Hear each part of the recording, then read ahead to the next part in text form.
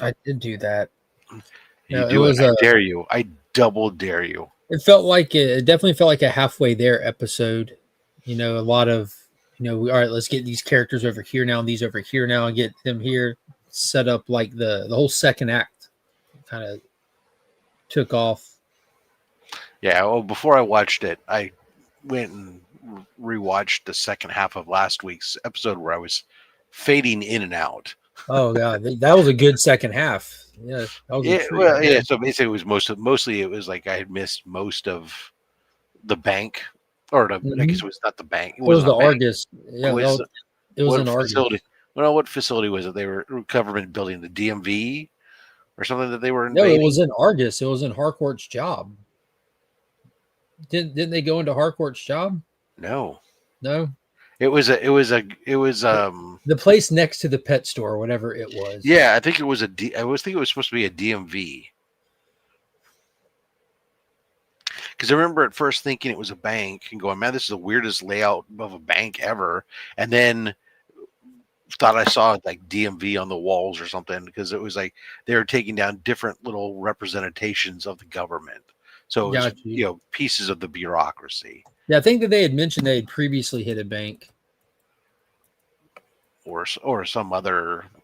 No, it was a housing, something to do with housing. I think it was that they, Department of Housing or something thing that they had taken out the first. And he's like, oh, what? The fucking, why are you attacking that? Why are you attacking that shit? But anyways, it was even still I was like, oh, that is just like you just took a building, you took like a building to have these layers to do this stuff and then like apply this thing to it. It's like that was just not a government no government building, at least not. I might be wrong. Maybe you can tell me because I in my part of the country, anyways, We have we don't government parks almost, like we where don't it's have clusters of those 3-4 story brick buildings that are okay clustered 3 4 together. stories you would have Mm-hmm. and okay. Yeah, well, we wouldn't. Most of our buildings, like the DMV and stuff like that, would be single level buildings that are, sprawled out. They're not.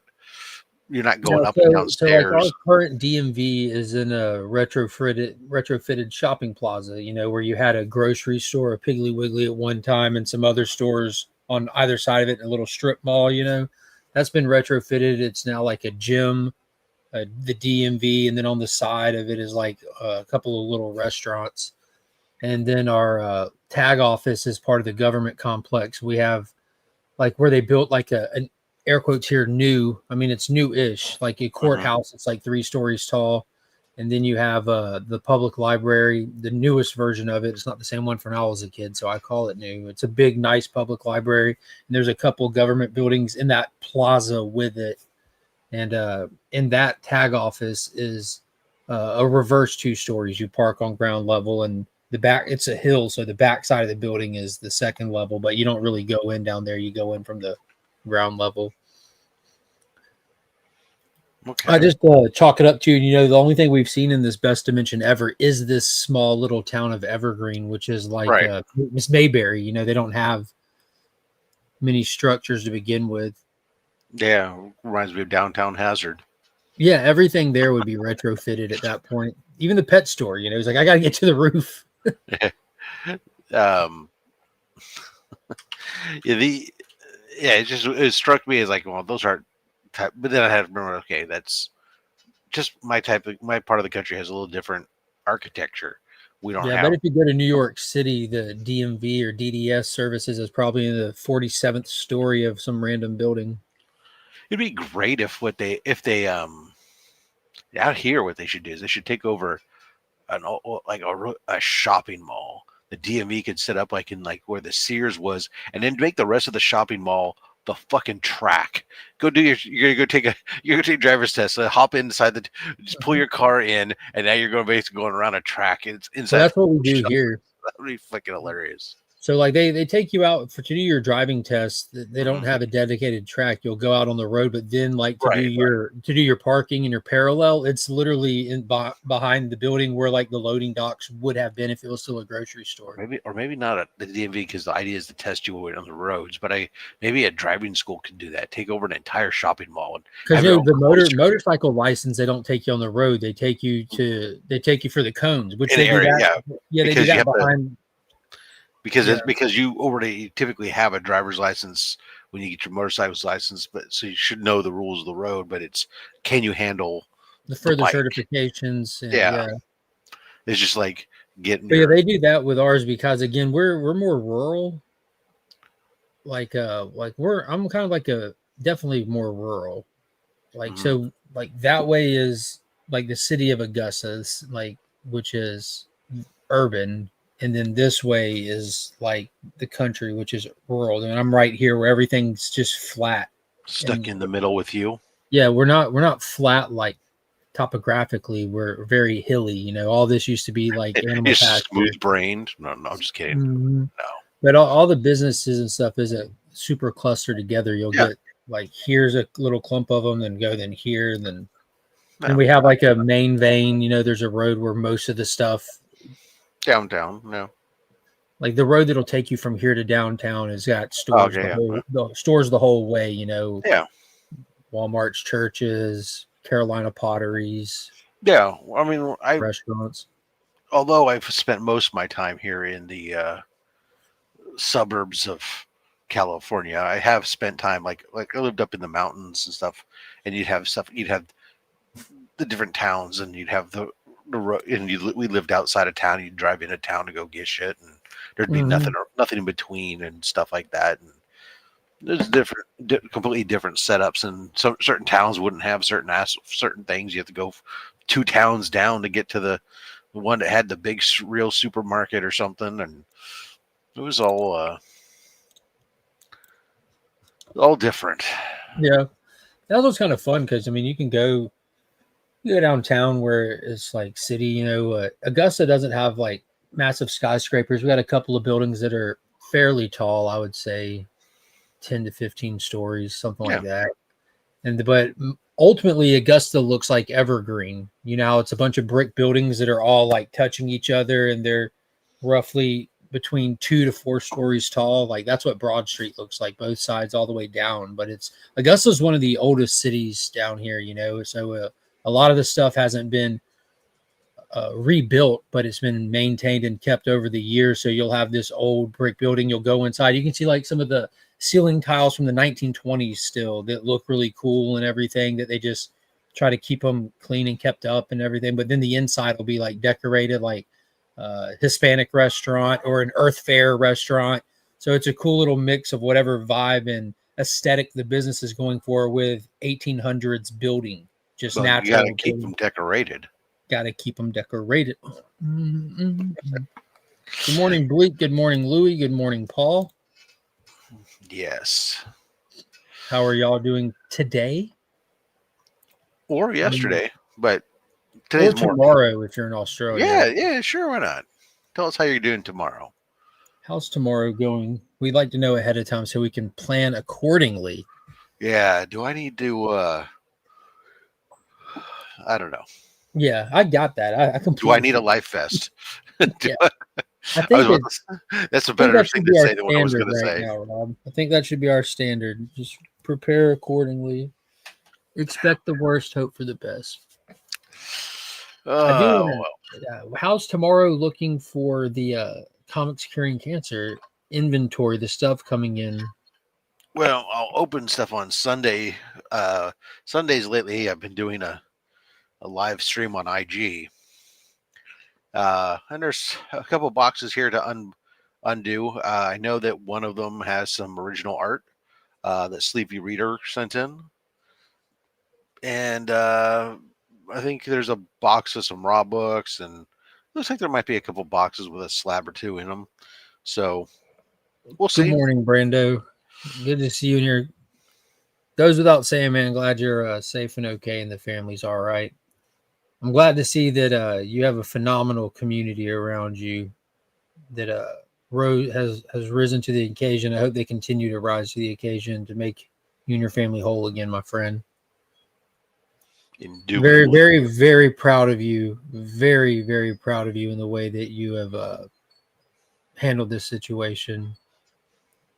I was telling Rob and DJ, like, you got the right mindset. You know, your family's safe. Everything else is just stuff.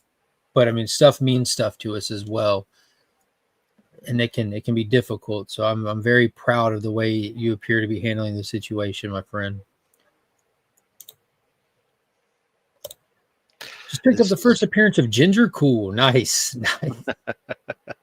Shit, Ginger, cool. You're hardcore. GC.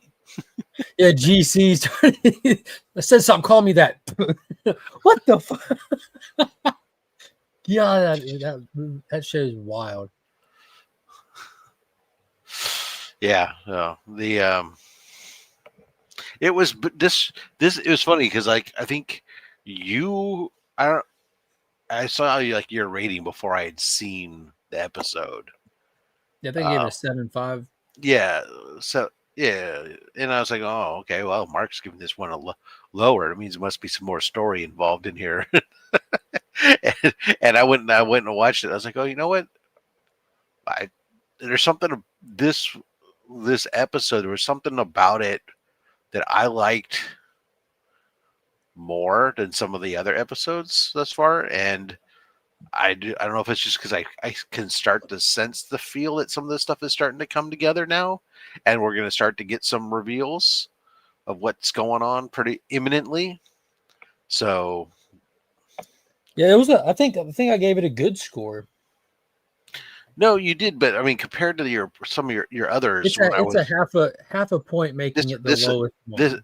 Right, exactly. So you're like your lowest one, which to me meant that there was probably more story and less action, because you tend to give action higher grades. Well, there was a lot of action in this. You had the fight with I agree with Judo Master, and you had more action in this one than the last episode. But I think that the conversations, I think the story in the last one was more meaningful, as it was like a breakdown specifically of Peacemaker and Harcourt. So it felt like it had more of an emotional punch to me. In this one, it was almost like a meeting of people. This one reminded me more of episode 2, how they just brought in the 11th Street Kids cast. This one brought in the rest of the cast. This one brought in Rick Flag is now in the show. You know, he was just like a plot device. He would pop up for a second. Now he's in the show. He's with the team. We saw him interacting. So we feel about Izzy right now. He's now in the show. In the show. But you know what I mean? This one, I felt like they were bringing people in. We brought in a Judo Master who's a returning character. So it had that. This was episode 2 all over again. But instead of our heroes, it's kind of for our villains getting. And they're not villains, but for the Argus team, kind of getting them. Yeah, so we still don't really know who the villains are. We suspect. We suspect. But yeah, I think we talked about this and touched on this before. I don't think that the villains I don't think a huge protagonist is necessarily the goal with Peacemaker season 1 or this one. It's more of just a character study with a background villain kind of pop, like the butterflies and all that were ultimately the villain, but we didn't get to know Goff, and it didn't matter who Goff was, like the main butterfly and all that stuff. And this, I think it's kind of like the Flash movie. Like the villain is the hero's like toxic traits, you know, like in the Flash movie, Barry was his own villain, like causing the Flashpoint and messing up the Earths and stuff. And there was a Zod scene and there was a Dark Flash scene, but there was no ultimate antagonist. I think that's how this is. You have stuff to fight against from time to time, but ultimately you're your own worst enemy, and that's Christopher Priest in this Christopher Smith. I think Michael Rooker's character, what's his name? I think he's the closest thing to a villain.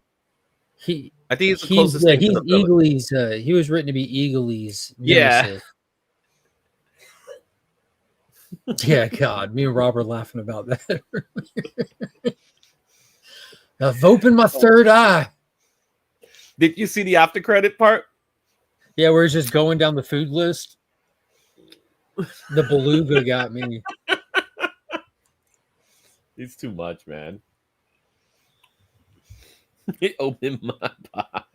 was telling Rob I'd completely forgot about that first the first official photo they shared of him when you're sitting Indian style with his back toward the camera, but there's like the fire, the mystical fire in front of him. I had forgotten all about that as I'm watching this episode, and he's just coming off as just a goober. And then you get to that at the end. I'm like, oh yeah, that's right. And just like that, he goes right. Yeah, he's gone.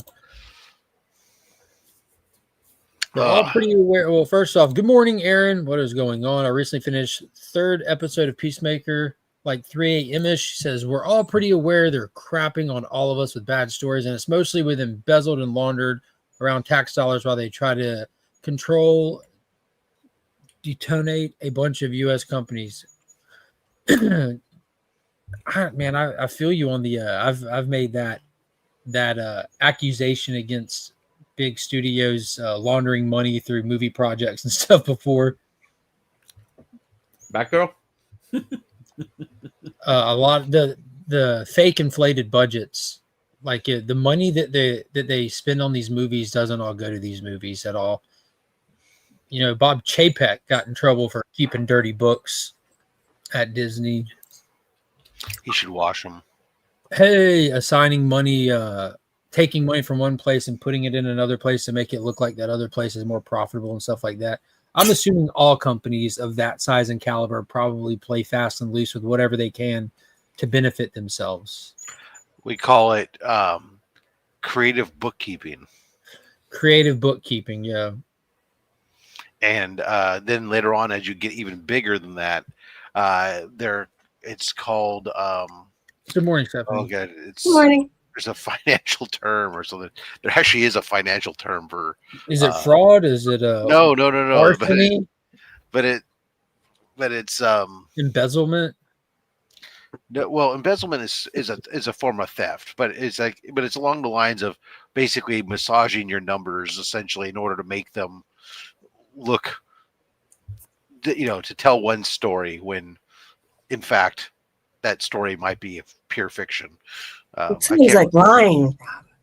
Yeah, more close. Cooking the books. Aaron says, I literally have RICO cases that are bringing down a bunch of them. Some are guilty of stealing a bunch of my intellectual property in the process of it, so they're on my legal fishing line. I've seen a couple times over the past couple of years where some intellectual property theft has gotten brought up with some projects. I think there was one attached to God, I could be mistaken, but I think the last notable one I've seen with intellectual property theft was attached to the Matt Reeves Batman movie, maybe. Oh, I thought you were going to say something different. No. Like when some of these big movies come out, and I've got a good friend, I'll just say in the industry adjacent, and we've talked at length about the difficulty that as a writer, the process of writing scripts and trying to shop them around and stuff.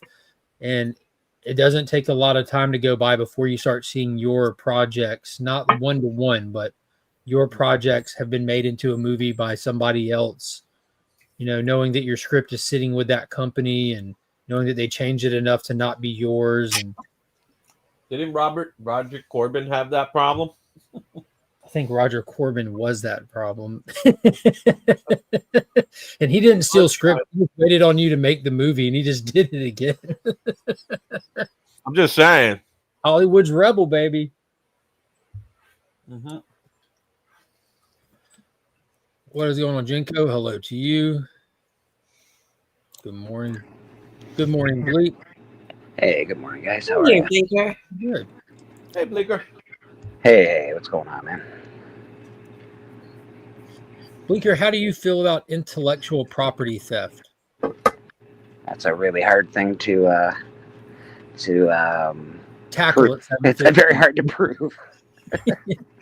Yeah, and the crazy reality is, and you'll see that I see it happen here on this platform. A lot of people come up with the same ideas independently of each other. Yeah.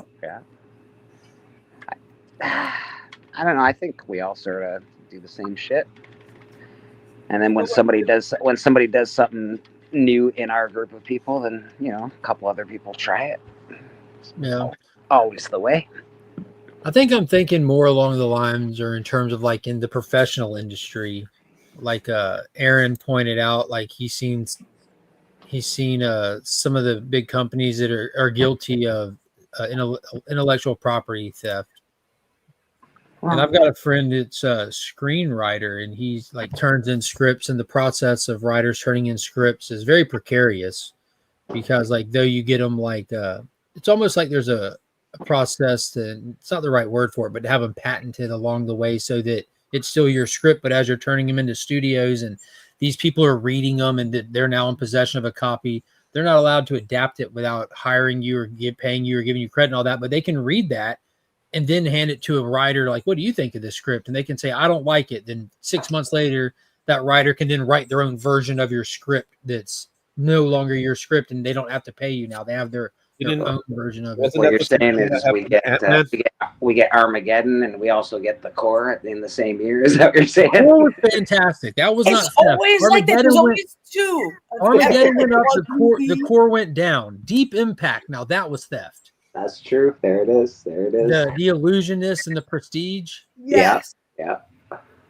It's true. There is always like an A sort of movie, and then there's like the B cut that comes out. We thought of that idea too. Don't forget the porno cut. Battle LA and Skyline. It's beyond IP theft connected to a trafficking network that tortured, ransomed, murdered someone who loved me. So it's a nasty RICO network thingy. They legit thought they'd get away, but nah. Oh man. Jeez Louise, holy smokes. I'm so sorry. Wow. Wait for the movie. I think wherever there's money, there's going to be trouble. That's what I think. Wherever there's money, there's crime. Yeah, that's what I think. Other people who want it. Madam, are you up to speed on Peacemaker? I'm embarrassed to say I haven't seen one episode of Peacemaker yet. Oh.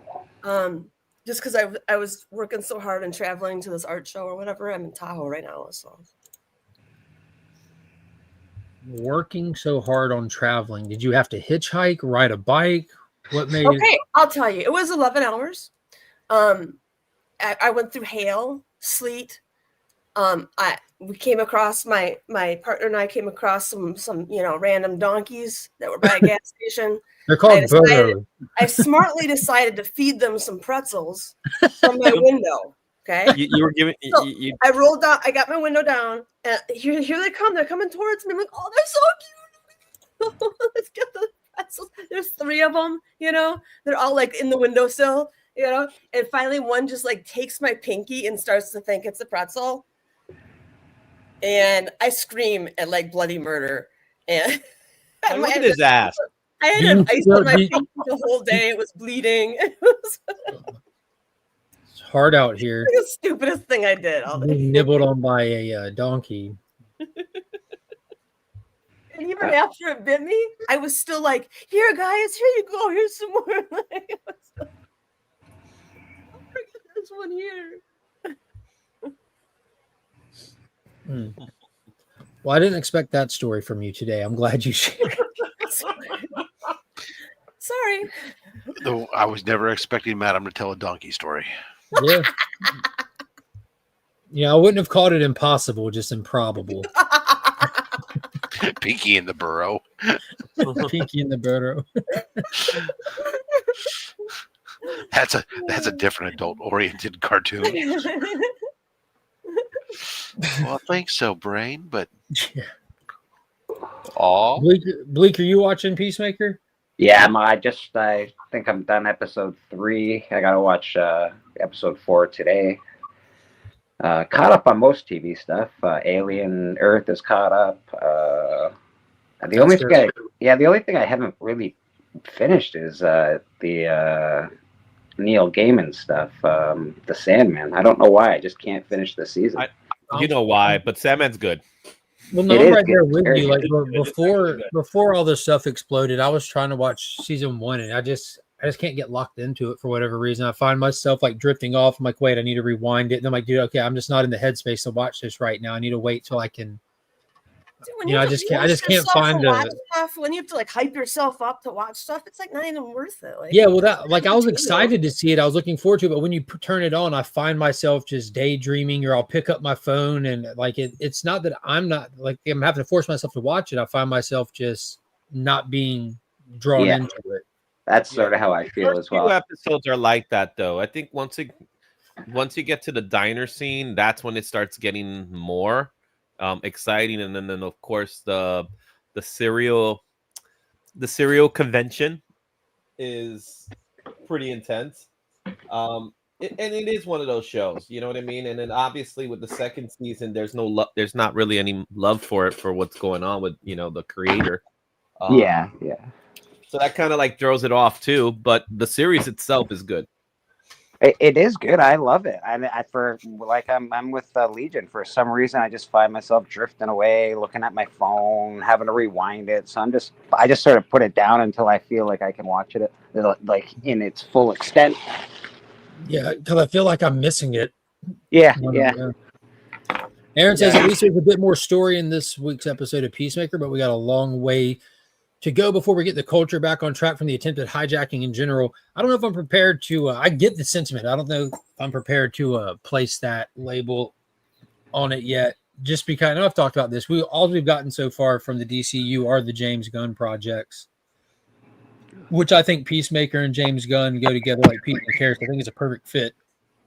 I just more than anything else that he's done. But I'm excited to see what happens with Lanterns once we actually see the direction of the DCU, if they're going to properly assign different tones and feels and themes to the different projects based on the creators and the characters.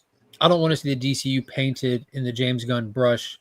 I want to see the individual projects he does in his style, if it's applicable to the character. But I want to see Lanterns done in the style of True Detective, like they're telling us. I want to see Supergirl done in the style of the actual comic, in the Tom King tone. I want to see Swamp Thing done in Mangold's creative direction. If they do that, I'm 1,000% in. And that's what they sound like with Clayface. That's what and Clayface is a great example of low budget body horror film. So yeah, I think it's in like right now where it's sitting with the roadmap in front of it. I think it's the correct roadmap. Let's just see if they execute it properly. I heard a thing that James Gunn said the best thing he ever did was cast that girl as Supergirl for the end of the Superman movie. That was his conversation with Howard Stern. That is a flawless casting job. Yeah. What about the beautiful news that we're getting a Fester spin-off show off of Wednesday? I'm excited for that. He is the best part of that show. I love it. Yeah, every time he's there, he's like, "Oh, this is great." And when I saw that, and Tim Burton's gonna be involved in it and everything else, I'm like, "Oh, dude, this is just gold." I love it. Let's build a whole freaking Adams universe. Did you finish the whole thing? I'm still. Mm-hmm. I'm like 3 episodes away. Oh yeah. Now I'm on the cliffhanger for season 3. Yeah, because they made it a cliffhanger. I think so. Let's talk about that. Catherine Zeta-Jones. Holy smokes, man! Yeah. She's great. How old is Catherine right now? Yesterday, I'll tell you, don't matter how old Catherine is. She is gorgeous. Holy, she's always been gorgeous. She always will be gorgeous. Yeah. I'm just wondering how old she is now, though. Well, Catherine Zeta-Jones, she's like in her 60s. She's got to be in her 60s, bro. She is 55. No. 55? Wow. Thank you, Rob. She was born in 1969. You know what it is that she's been around for such a long time. You start thinking that way. Well, and she's married to Michael Douglas. Well, and that sort of ages her, kind of. Yeah, and Michael Douglas is 80. 80, yeah. Good job, Michael. Way to go. What a good age that is. Jesus Christ. Michael Douglas was, he was born, World War II was still going on. Jesus. Never mind. Michael Douglas had stage 4 fucking Rob, you know what that's like. Stage 4 cancer. Michael Douglas. Come on, bro. You see Michael Douglas, or are you talking about Kirk Douglas? I'm talking about Michael Douglas, but I know he played a character. He put a character in the what was it? The Kaminsky Method. that had cancer, but So I started watching the first episode of Only Murderers, the new season. I love that show. I need to go back to that. I watched the first that? season. I've never I heard of watched Only Murders in the Building. Yeah, I've seen that. yeah. I've seen the first It's couple. a seasons of that. Hulu. It's a Hulu show with Martin Short and Selena Gomez and Steve Martin. Steve Martin. And Well, no, what? Oh, that's got to be comedy gold, right? It is. it is. I watched the It first really season is. and I really liked the first season. And then for some reason I stopped. And I need to go back and watch seasons 2 and 3. And It gets better because you got Meryl Streep is a character now. well, they get these big Is characters. it Meryl Streep dating Steve Martin? In the show, she's dating Martin Short. No, but for real, I think she's Well, that dating I don't Steve know. Martin. Well, she might be. Yeah. That's a possibility. She's great, but then again, it's Meryl Streep. She's great in anything she does. You know what I mean? Well, The movie, whatever the project is. Wait. Whatever the project is, it doesn't matter. It's her performance that's always great. There's a woman that she has Oscars in her bathroom. Okay. Yes, but just because she's really good doesn't mean she's really good all the time, consistently. Do you know what I mean? Like, everyone has a bad day, or not such a great script, or not such a great delivery. I think she mostly nails everything, of course, but well, she pretty much nails it here.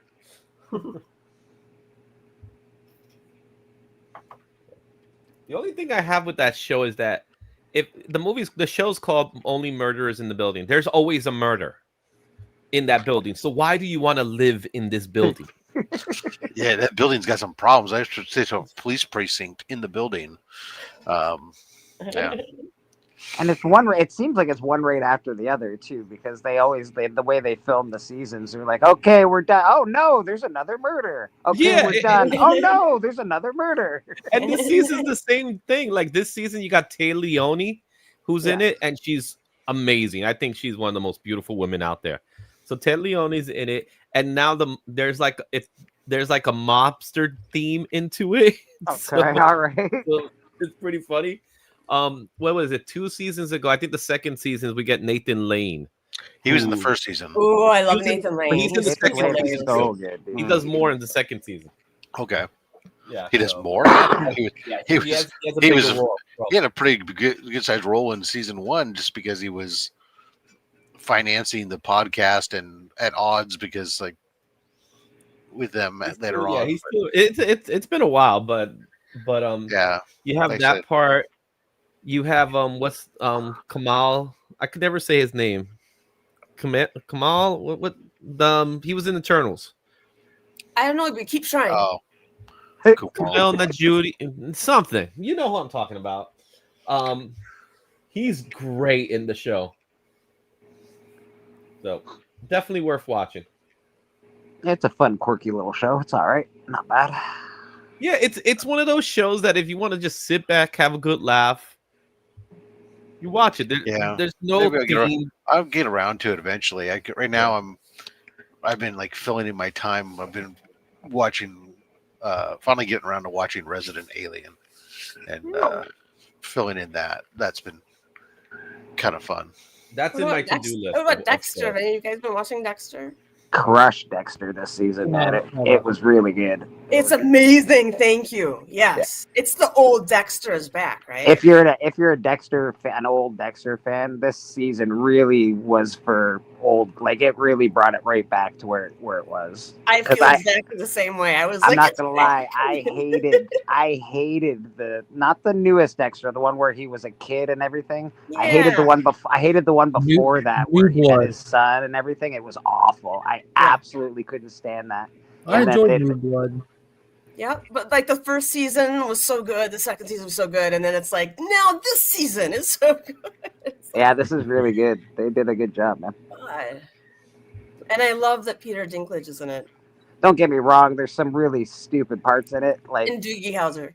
No, like there's like when Batista gets there and he's like, like it's ridiculous that they haven't arrested him yet, and that he always just gets away. It's like, okay, I'm gonna suspend some belief here, and I'm not gonna bust this writer too bad. But other than that, the show's pretty good.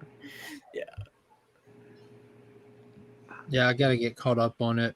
I really, really, really, really liked the prequel season, and I was bummed out when they canceled it like last week or so. Yeah. What was it called? New Blood? New Blood, I think it was. Was it? Was that the one where he was like Dexter was voicing over the whole show? Yeah, so like they put it in continuity. Like, in Dexter New Blood, he gets shot at the end of it. He's laying there presumed dead. So at the start of the prequel season, it's him getting picked up and rushed to the hospital. And the whole prequel is his thinking back on his life flashing before his eyes as he's dying kind of thing, which I thought was brilliant. I enjoyed that as well. I thought that was like, what a good way to do a prequel season, to kind of put it in line with the rest of the seasons and stuff. And now with Resurrection, it's him coming out of that. So I guess it makes sense. You don't have to do a season 2 because he's come out of it. Yeah. But I would have loved to keep exploring it. I like the feel of that 90s, early 2000s Miami and stuff. I think that they portrayed it really interestingly. A lot of neon lights. Yeah, they did a good job with it. I enjoyed that one as well. I quite enjoyed it. I'm sort of shocked that they brought Dexter back, to be honest. I'm so happy. Seems weird. I think it's a huge fan base. I think they demanded it, Seems weird. Isn't Uma Thurman in this season? Yes. Nice. She's terrible. I like that. She's terrible.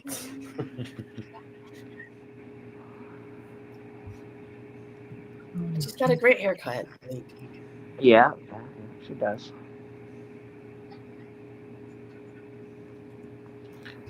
Good morning, Brother John. Brother John. Hey, brother. Stephen C. Ugh, great gooly moogly. We have a con coming up. Oh. Wait, did you go ahead, Rob? No. I was just thinking.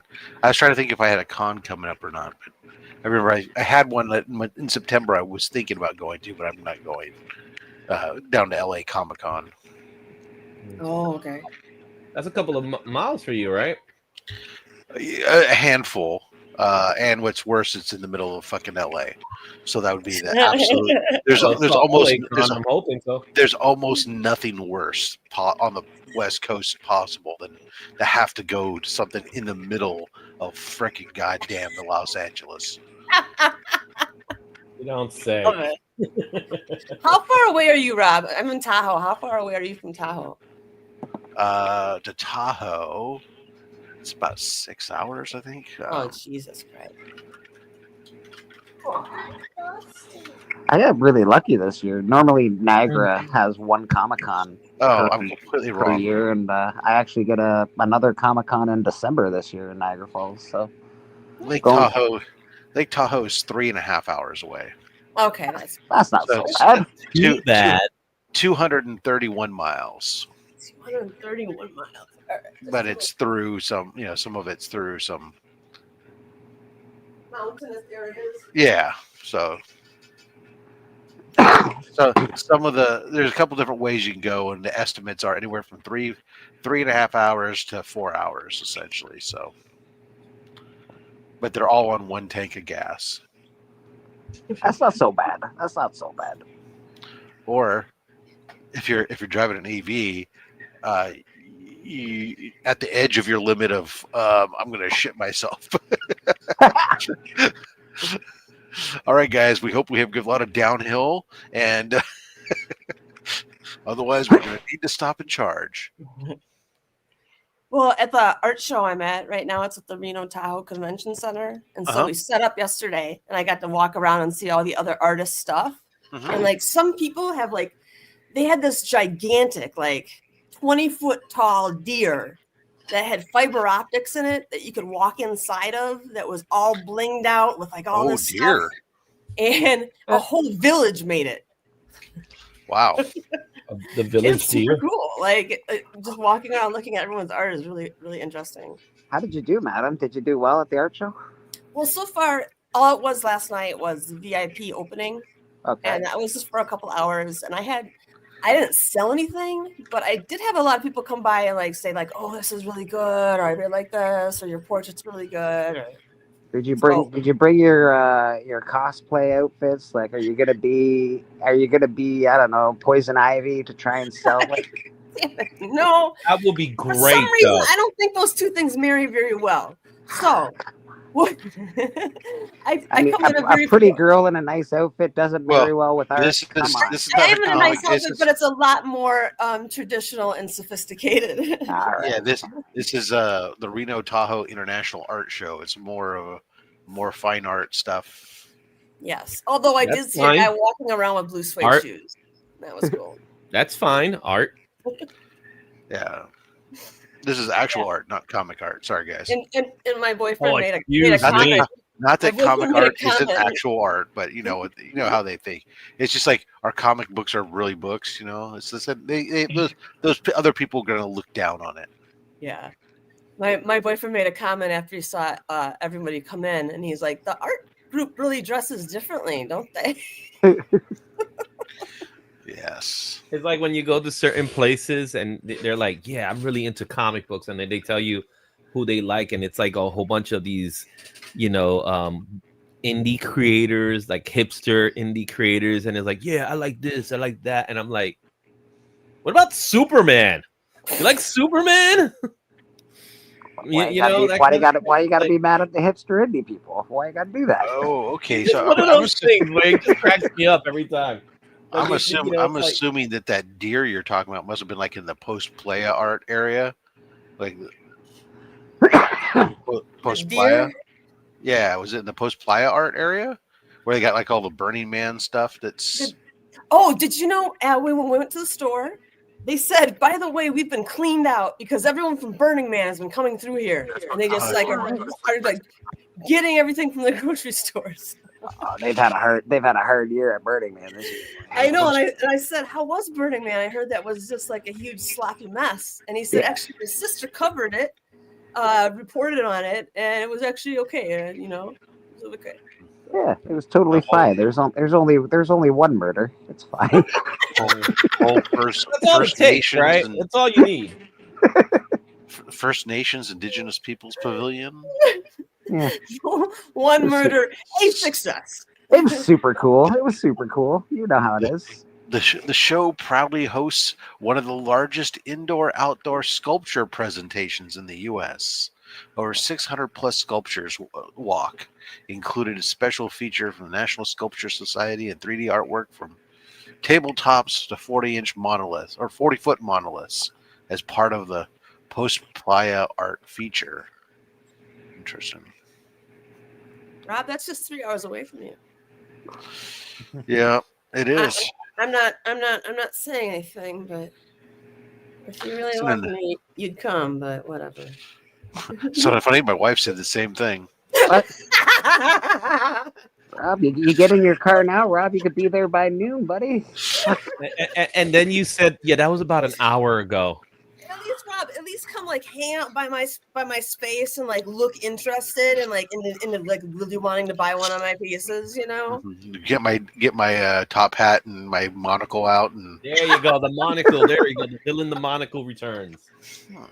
This piece reminds me of a.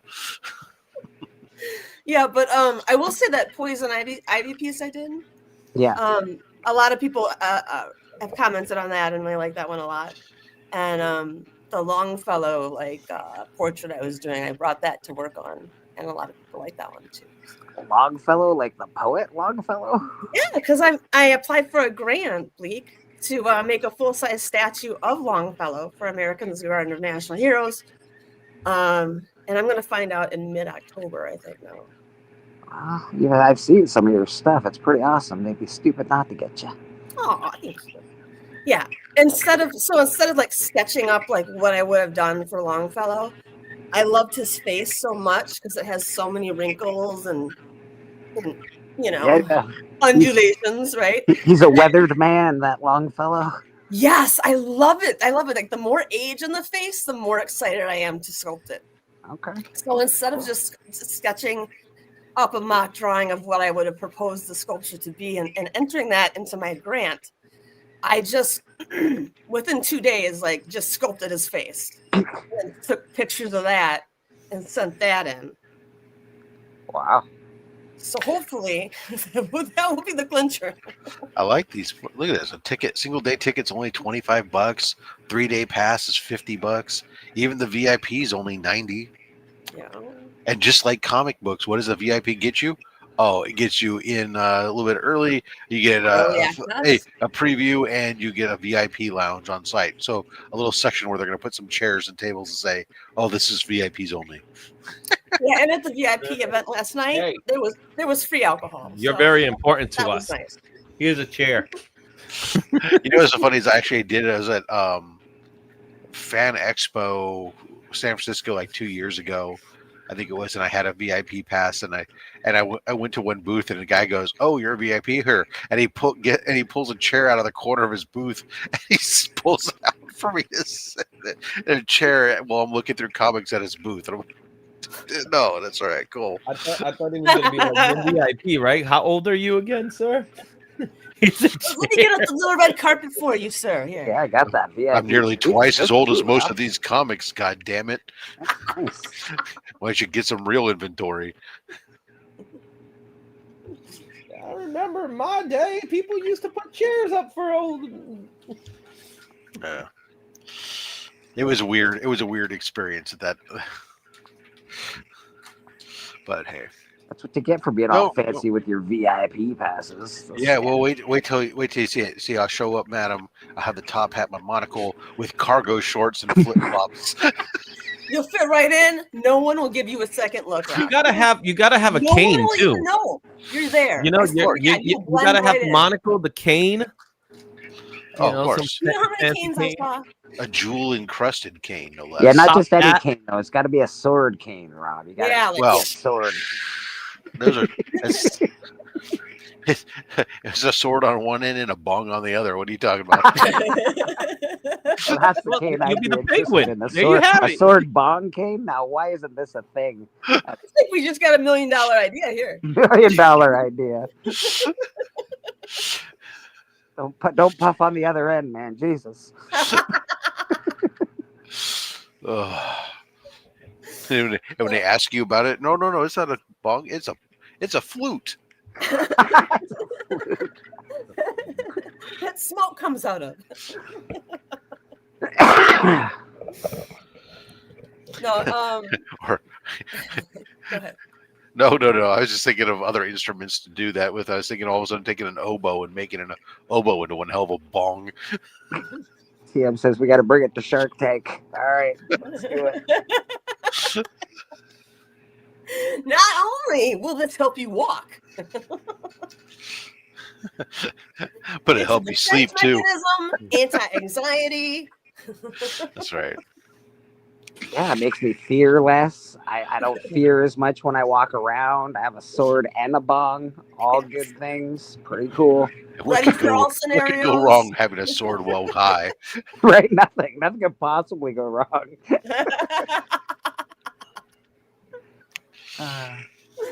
All right. So I'm not going to lie. When I say nothing could go wrong, that's a lie. That's an absolute lie. I was having dinner. I was very stoned and drunk. And I had it was ribs, and there was, I think, a piece of steak on my plate. It looked lovely. And I went to go sit down on the grass. My knife and my fork were on the plate. My knife fell off my plate. Boom. It right through my leg, Rob. Right through my leg, bro. I was like, what are the odds? What are the chances? So, yeah, no. Did you just do a Bobby Boucher? I swear to God, bro, I have the scar, and I'm like, how is this even possible? How far in did the knife go? It went into my thigh, and I had to pull it out. And how far though? Like an inch? All the way through, bud. All the way through. Here's what I'm getting. But this is what I'm getting from this. Proper job with some properly sharp steak knives. Yeah, man. It was really because you know I'm getting those sobriety cheap is good those with cheap sharp objects. the cheap ass steak knives that my mom won from or got at the gas station back in 1974. They just bounce right off your bare skin. I don't know. It landed on the ground, point up, and I was sitting at the same time. So it just so all you my added your weight and all it was awful, bro. And then I pulled it out and I ate my dinner because yeah, well, What a With the same freak knife? accident. Use the same. yeah, it's the same knife, brother. Might as well. It's got blood on it already. It's my blood. that's right. That's Get back in iron. there. Get back in there. That's right. I was like, well, I know it's okay. It's been sanitized. Well, it may not be Fine. sanitized, but I mean, hey, you're not going to get a bloodborne disease from your own blood. No, here I'm good. I'm good. At least not any new ones. See, there it is. I got hepatitis C eating this steak. Nope, that was you already had it. Yeah, I already had it. Oh, that's good times. Yeah, it was good times. I'm not gonna lie, it was good times. Let's see. When I was a kid, I had a pair of scissors go right into my ankle, but that happened a long time ago. It didn't really do anything. So, but it went in, and I was like, "Mom," and she's like, "What? I got scissors inside my ankle." And she's like, Mom. She's like, "Whoa, oh my god!" You're not using those scissors right, Izzy. What are those, the freak remember those accidents old you guys black, had? those black handle scissors, really big ones? The metal when they're all metal. Yeah, The kitchen scissors. So you're the reason nobody's allowed to run with scissors. Way to go. yeah, there you go. Yeah. Well, they weren't the kitchen A scissors. whole They were- generation of children. Yeah. I didn't do any of that stuff. All I ever did was get shot with arrows. Oh my god. You guys are freaking boring. Why are you getting shot I with know it was arrows? back in Cowboys and Indian days, Rob, but can you tell us what you How did? old are you, Rob? Jesus. I didn't know you were that old. I knew you were old, but not like that, man. I used to teach archery, and so to young kids, and so kids they get distracted and they do they do that whole thing where they'll have their arrow pulled back and then like they turn to say something and they and then they lose control, and so you end up getting hit a bunch of times. But fortunately, most of the times they're with little kids who are more likely to do that shit. Most of the time they're just on like little 20-pound draw bows with little blunted target tips, so they end up mostly bouncing off of you for the most part, and they have to pull back a 60-pound bow or something. They sting like a bitch and stuff. But there were a couple times I've had things, especially like when my brother did it, with in where the arrows stick and stuff. But and it hurt like a bitch. But what's funny is to watch then how fast he ran like a bitch when I went to read. My response was to then immediately grab for my compound bow and stuff.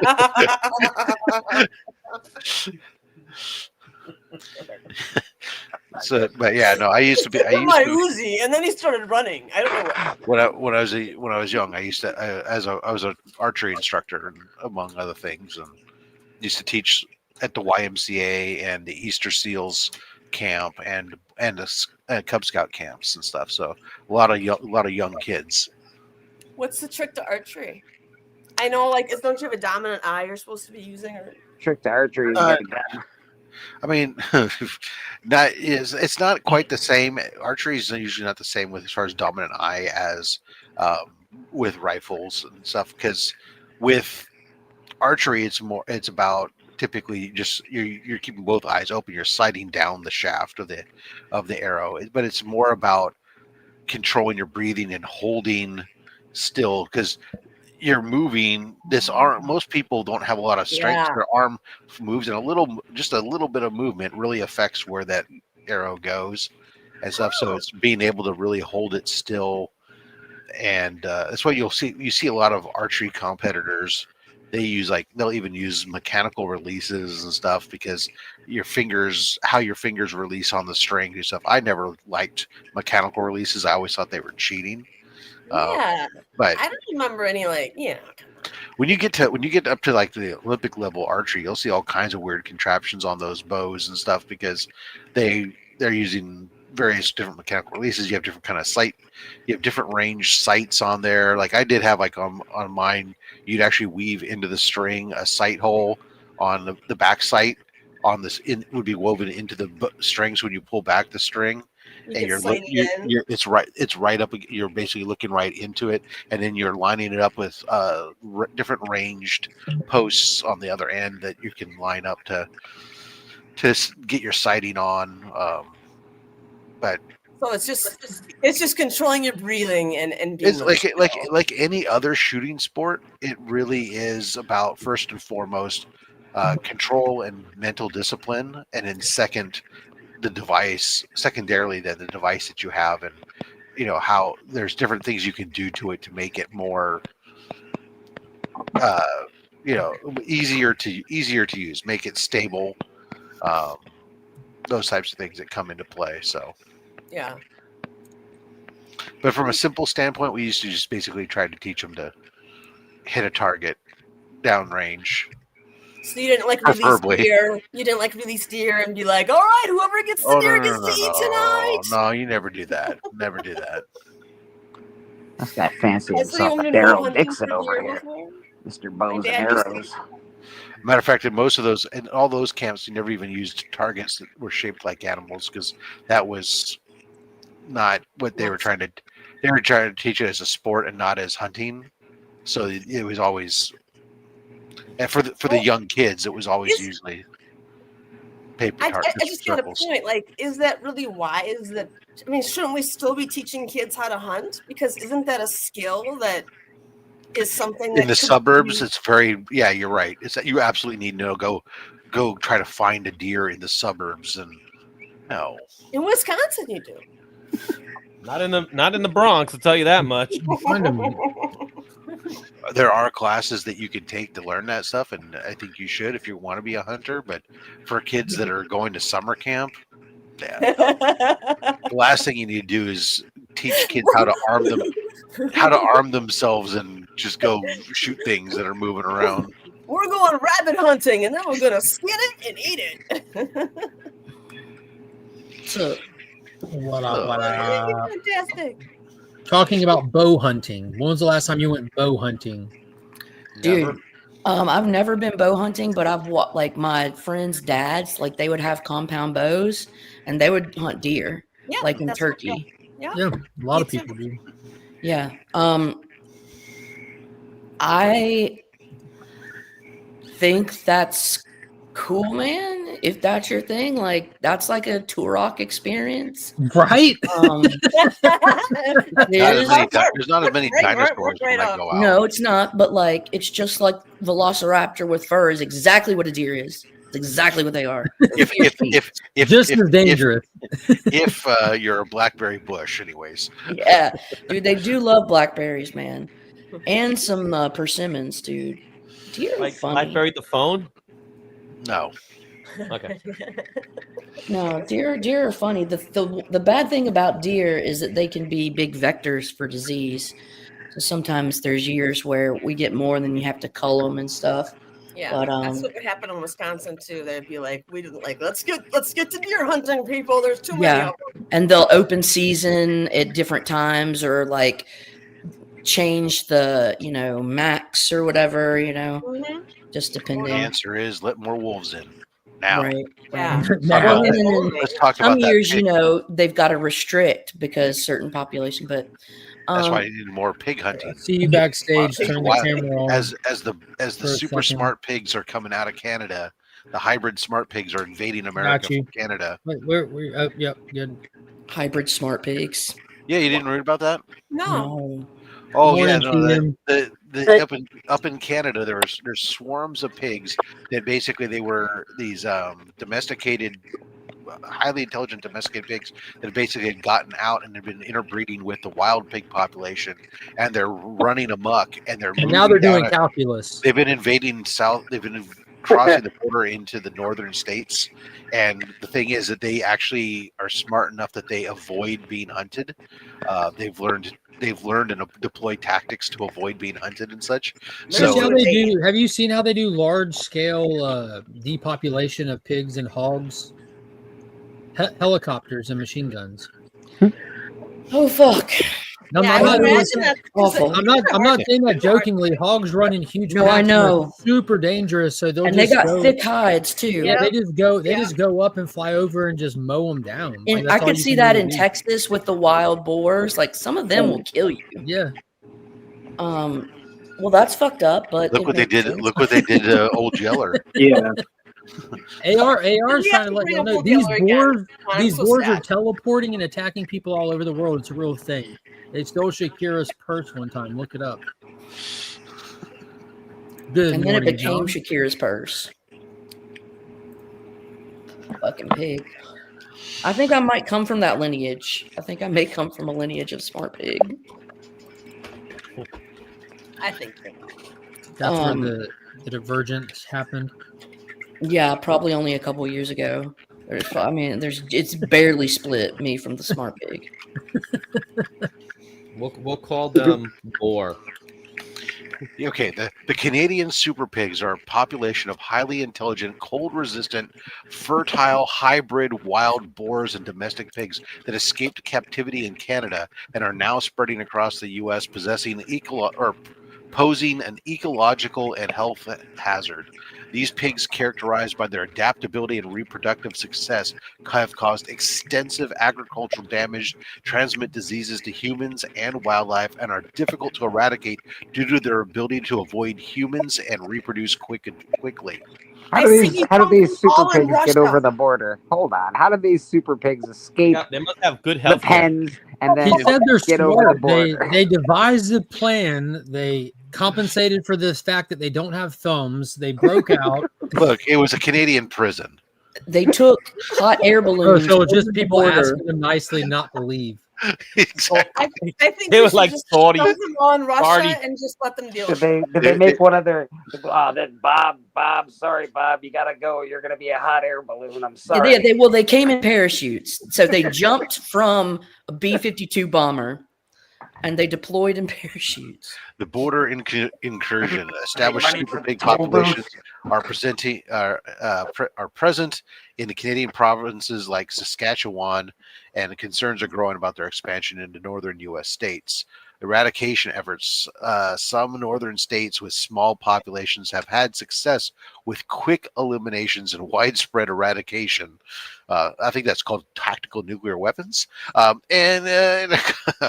Anyways, yeah, it's authors, management strategies. Authorities and experts are employing a strategy called as the Judas pig concept, which involves using a collared pig to locate and track other pigs.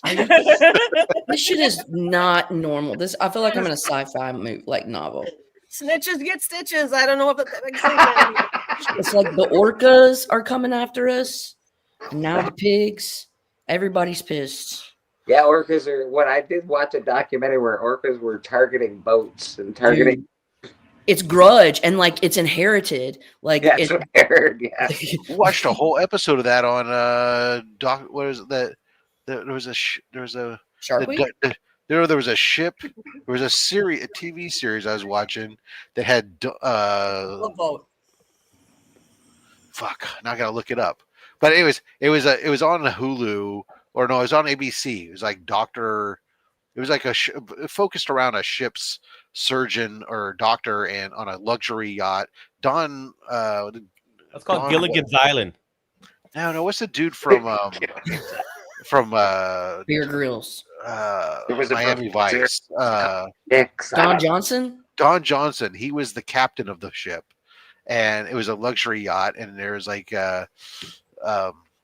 Dr. Odyssey. That's what it was called. Never heard of it. The ship.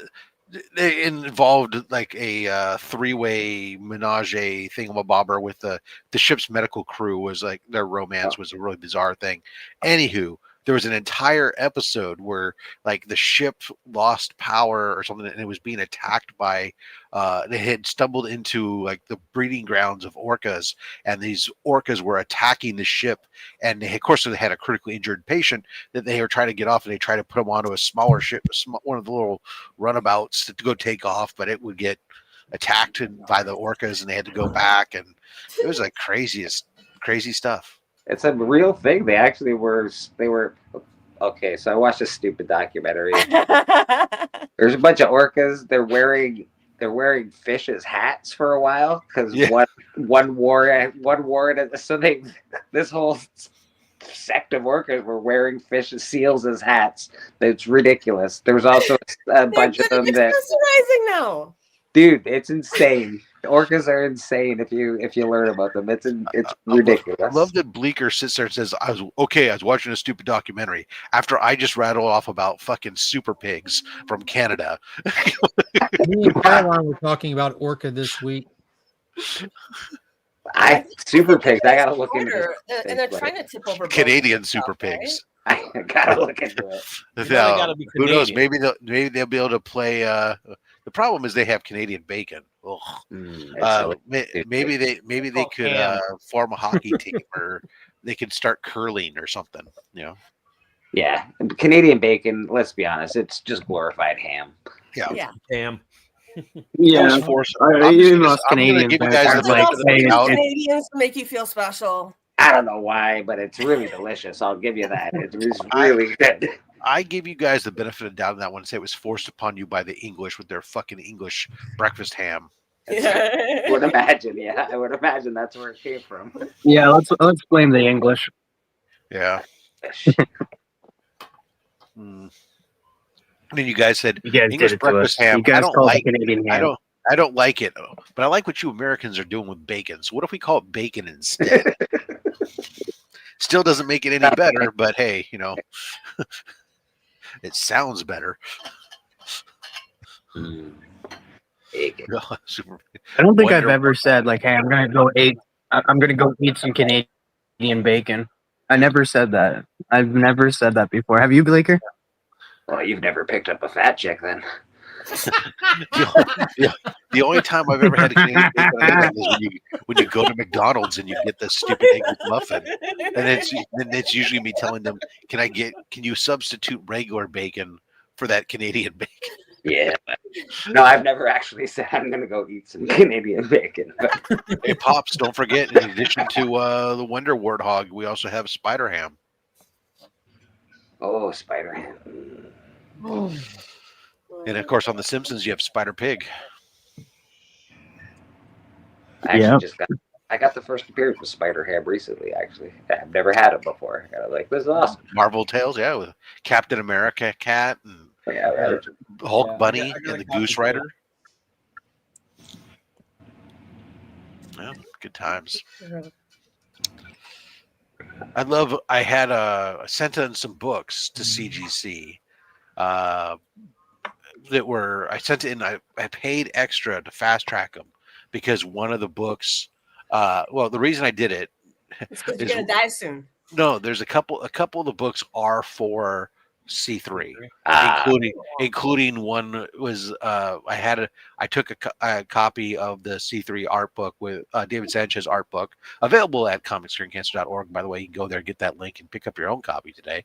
But I did like the way I squeezed that in there, so subtle, no one would have seen it coming. I took it with me to GalaxyCon. I had Lou Ferrigno sign it, and was having it. I was off getting JSA certified. But I had sent the stuff, and it arrived at CGC like August 20th or something. And I had made a point of labeling the package, fast track, everything else I could tell you. Yesterday, I wrote them an email because it hadn't even, not only was it not showing up in the system yet, but like when their backup system where you give us the tracking number and we'll tell you if it's leased in our facility or not. It wasn't even showing up there, which meant that they hadn't even scanned it into their thing. So I had written them an email where I was, this is blah, blah, blah, blah, blah, blah, blah, blah. And All of a sudden, mysteriously yesterday, the day within 12 hours, not only did it show up and get done, but also my package that had been off at Dustin's that he was cleaning and pressing of my own personal stuff, that also showed up at the same time, all to get. Yeah, that seems to happen a lot when you contact customer service. Yeah, like all of a sudden it's like, oh, look at that! All of a sudden, you guys found all my packages and got them. Yeah, it's like sitting on the side right there, and they're just like, oh, fine. I was like, oh man, all right. Well, I said I kind of need this package for this charity auction, please. So, but you got Matt over in Don't CGC. let down Get the this answer, guys. package ready. that's right. Were you actually that pleasant on the phone, Rob? Please get my package. No, was sure. never Oh, that blah, blah, blah, blah, blah, you blah. learn. I hadn't gotten to phone yet. It was it was my first contact, so it was through their contact us web form. Ah, fair enough. Fair enough. So I expressed my concern over the fact that it had been there for 20 days and had not yet been even checked into their system while the post office shows it was delivered to their post office box, and that this was sent in for a charity auction benefiting the American Cancer Society, and that the deadline, expressing what the deadlines were and everything else. So Did you say you were highly disappointed? I had not yet gotten to that, but I did have I sincerely hope that you're able to locate this and get back to me shortly. The old sincere hopes got Oh. Did you start it as the president of the Comics Curing Cancer? No, dear sir or madam. I would have been like, listen up, bitches. Hey, yo. You not know who I am? What it do? I'm Rob Mother. I This did is sign. the I did wrist sign. queen. I did make sure I signed it. Rob Motherfucking Fat Stacks. That's why they responded so fast. This guy's middle name's motherfucking. Shit, we better get on it. That's badass. Chop chop. We all got mothers. That's not good.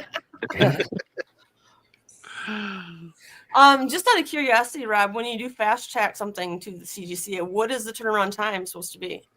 Well, it can vary. You have to look at their website for what the current turnaround times are. Okay, well, an estimate, could you tell me so I can get an idea? 5 weeks. Oh God, okay. Could be 2 weeks. As opposed to it really just depends upon what level tier it is. I don't know what. Let me look and see what it is right now. I think it's right. I think it's like 4 weeks right now or something like 4 that. weeks. Okay. I'm just curious. If I take if I go to Bird City Comics and I bring in a couple books and I'm like, would you guys submit these as CGC for me? Would they do that? Do you think? If they offer that service, ask them. So right now, Fast Track is saying the turnaround time is 20 days, whereas the normal for modern submission. Yeah, modern submission normally is 30 days, and they're saying Fast Track is 20. So it's not a huge difference. So if you're sending it for yourself normally, I wouldn't spend if you're not up against the time, I definitely would not spend the extra $15 because that's more than 50%. The standard submission rate is $27. So You're basically putting a 50% premium on it to save 10 days. But in this particular instance, I need those 10 days when I factor in the fact that JSA certification adds a couple days to the process. Given the timeline for everything else here, it was important to me that I pay the extra to make sure I had it in time for the auction rather than risk it showing up right afterwards.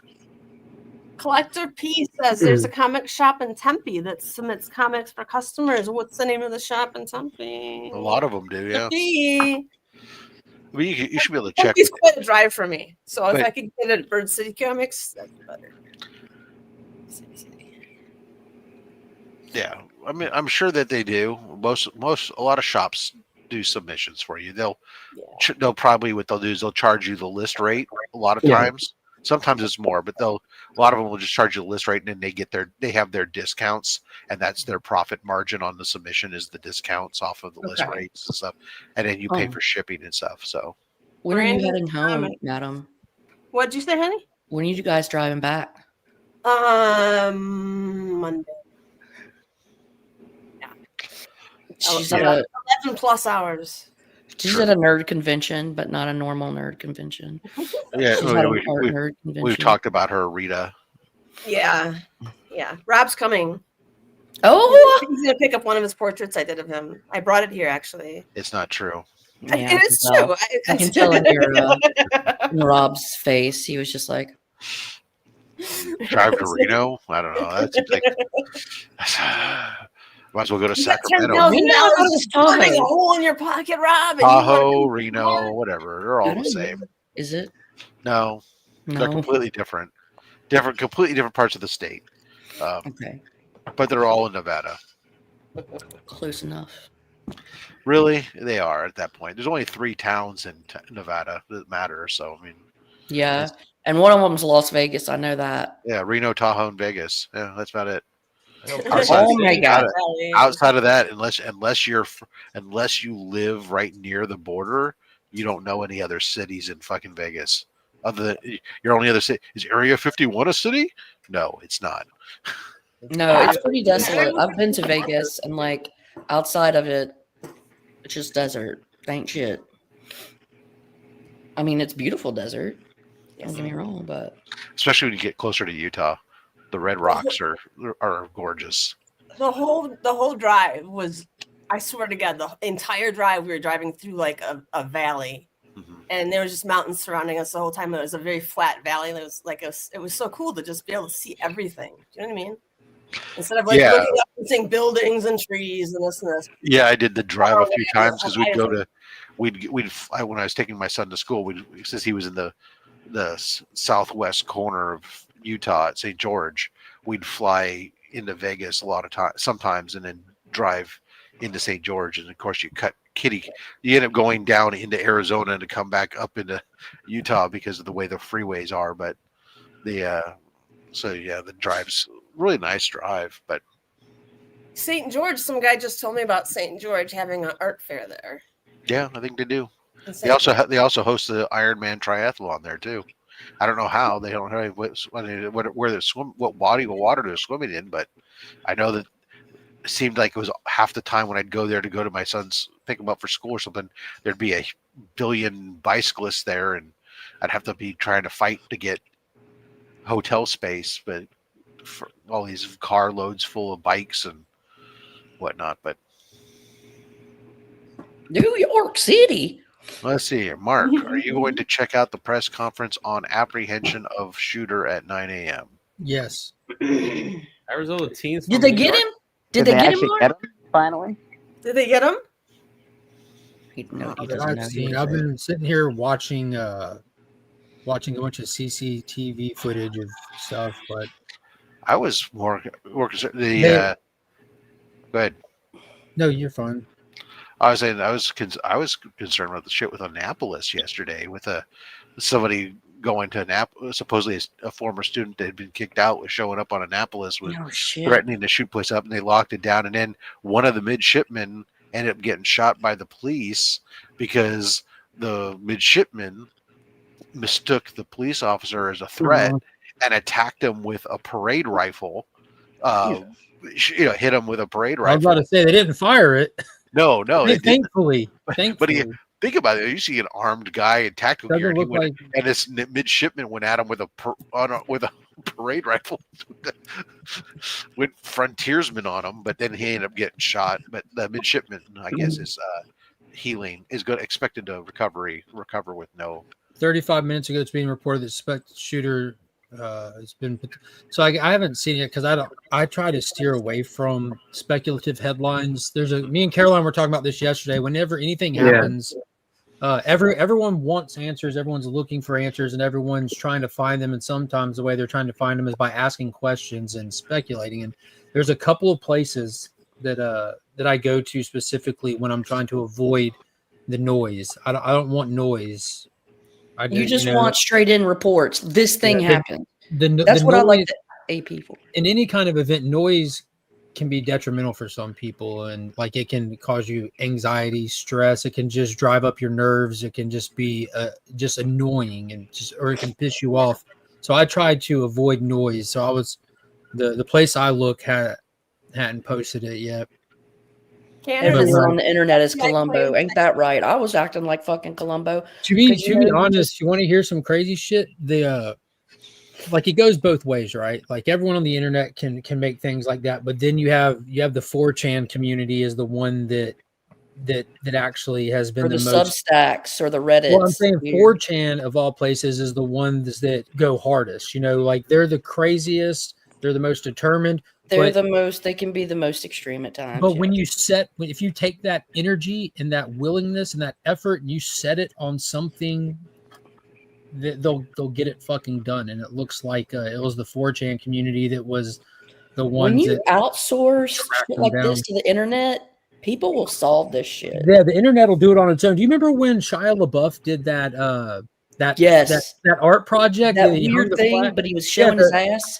Well, it was a camera that he People? set up that was supposed to stay live for 365 days on live feed, and people started coming and trolling the camera. So Yeah. he would hide it and he would move it. But the 4chan community started doing like geolocation and having people drive around and honk your horn whenever you drive, so that we can hopefully hear it. And like they kept finding it, and they would fly drones and like park it on put like paint buckets on it and stuff It's just like to mess with them. just Carmen for San fun. Diego shit. He couldn't he couldn't find a place in America, even on private property out in the middle of nowhere, that was safe from the 4chan community. Sleuths be Because they have sleuthing. nothing to do. They have nothing to do but investigate. Well, which is why, like, I think, man, dude, you can just outsource so many different things, get solved by different people with different bits of information. And in the digital age, it's so important. Because, everybody there that was using their camera, like, once you can assimilate all these different things, people are smart. Is it that person? You guys remember that documentary? Thinks it is? Is it the same person that everybody's been saying it is? Is that who they thought? I don't know who it is. And I don't know if they've given a name. I haven't watched it. Oh, yeah. There's been names dropped. Rob, check the chat. The Century Tech buddy. DJ's asking your thoughts. You got a little skin in the game on this one. Do you guys remember the documentary Don't F with Cats on the Internet? Like they solved the murder. Yep. Don't F with Cats on the Internet. Yeah, it's it's a Netflix, I think. Yep. I haven't heard of that one. Luca Magnotta case or whatever. I think that's what that was. So fuck. Yeah, he was a Canadian in that. He ended up like freeze drying like cats and stuff, and then like the cat community kind of went at him and said like he's gonna end up killing somebody, and then he eventually did. He did. Trump is live right now. It said that the suspect turned in by his own father. A minister working with law enforcement helped convince him to surrender. Wow. That's crazy. Wow, I can't believe he didn't. I mean, I really honestly thought like this would end in suicide. I'm surprised he's not passed. Yeah, one way or the other. Absolutely, I'm very shocked. That is shocking. And you don't think that he's gonna? You don't think he's gonna be found in his cell later? It's very highly likely. It's highly likely. Well, but those recording tapes, they do like blank out for a couple minutes every now and then. I mean, I hope not. I hope he actually goes to trial and everything. Man, now Trump's going to send the fucking National Guard to Memphis. This motherfucker. I'm sorry. But not Utah, where something actually went crazy? That's not the cause and effect. We learned in 2001 when someone attacks you, hit them where they are not. It's the art of war. Fight the enemy where they are not. Okay, go to Arkansas. Isn't that part of the art of war? Fight the enemy where they are not. No. He's going there. He's going there because there is a multi-million-dollar. Never mind. I'm just shutting up. We keep throwing grenades into this field, but nobody's there. But they're going to have a hard time walking through the field when they show up. That's right. I think we're winning. Yeah, I think I got somebody. Wait, no, that was nothing No, again. no. If you got somebody, we got to move where nobody is. That's the Yeah, whole but other fight war. the enemy where they aren't is a principle from Sun Tzu's The Art of War. There's obviously more to that concept, but I've applied, and I'm not joking. I've taken that concept and I applied it to comic book collecting ever since I've been on YouTube. Like during this whole spike of MCU, I've been telling people like collect where everyone else is not. Everyone's buying and chasing MCU stuff because they're entry level fans that were brought here by Disney. So if you're a comic book fan, you should be shopping DC keys because no one's giving a shit about DC keys. Yes, sir. I have the Mount Rushmore of like Silver Age forward of DC comic books that I got for nothing. Watch what happens as DC's popularity rises. I'm just sitting here. I'm good. I'm done. I'm done before it ever started. Yeah. Now That's I'll very flip true. over and start going back to get more Marvel stuff now. Now that everyone's going after DC stuff. Yeah, Marvel stuff is You the way to just go say you're now. collecting Marvel stuff, Mark? Madam, I've collected Marvel stuff since I was a kid. Yeah, I know, but I just know your love of DC, and I just feel like you're betraying DC a little bit when you collect Marvel stuff. I feel like you just don't even know me. America's a huge Hulk fan. Yeah, he's a huge Hulk fan. Okay. Like I say it all the time. I'm a huge Marvel fan. I hate Disney. I hate what Disney has done to Marvel. I hate what Disney has done to Star Wars. And to be fair, I love Disney until like the last 5-6 years. Like I'm a huge Disney fan. I love Tron. I love John Carter, Prince of Persia. Like a whole childhood raised with cool Frozen? Disney stuff. Moana is like one of the greatest animated movies ever made. 100%, I agree with you there, Mark. Check my social media, we throw Disney parties all the time. Like we did a whole Moana luau for my daughter's last birthday, and Best music ever. I just hate shitty quality. It's really that simple. I hate companies that don't respect their fan base. Moana was the best last kids movie. We went and saw Moana 2 in theater opening weekend. Pops takes the kids to go see movies while I'm working, Lilo and Stitch and stuff. I go and see every Marvel movie they put out to try to support the industry that I love so much and to have an honest, critical take of how I feel about the projects, hoping for improvement, not for dissolvement. If we don't support these things on some level, they'll stop making them. But if we watch them and pretend like they're all good, they'll keep making shitty ones. And shittier ones. Yeah, I did a full review on Punisher #1. Like I try these that came out Wednesday. I try to pick up stuff. You should watch the review then. I try to pick up stuff for characters I love, and if it's good, I'll push it and support it. Because if sales numbers are good for writers that are good, then we'll get more good writers. If shitty writers get good sales, they're going to keep giving shitty writers shitty paychecks and give us shitty books. Like J.K. Rowling. I think it's objective that she's a good writer. You just might not agree with her pro-feminism stance. Well, I mean, Ursula Le Guin and also basically DC had the same character years before her, but that's cool. Yeah, I think magicians have been around in literature for longer than them two also. Well, I think if you looked into the similarities of the stories, you would be a little bit shocked that, it's like the whole chorus. Hey, Madam. Yes. Yes. Have you watched The Wild Robot? Oh my God. No. So go watch The Wild That's Robot. a good one. Then you'll be like, geez, okay, now I get why people criticize these cheap ass Disney cartoons. Really? Wild Robot is phenomenal. Like I'm a grown man. I know I heard it was really good. When I watch something like The Wild Robot, as a father, as an adult, as a human being, I'm supposed to cry. Not because I want to, but because I can't stop myself. That's how you know Did you cry at The Wild Robot, Mark? Huh? Did you cry at The Wild Robot? Every time. Like I'm just like, God dang. Aww. You're like, I'm not crying. No, you're crying. I'm not crying. Dude, when they give that battle cry and they all just howl, I'm like, oh my God. One scene that I can think of from a movie that will make me cry every time. Dances with Wolves. the last, like one of the last scenes when the guy's on the top of the mountain, he's like, do you hear me dancing with wolves? You'll always be my friend. You'll always be my brother. Blah blah blah blah blah. I'm just like, as they're wandering away. Yes. Yeah. As a diehard Avatar fan, I've done my due diligence and have watched Dances with Wolves plenty of times as well.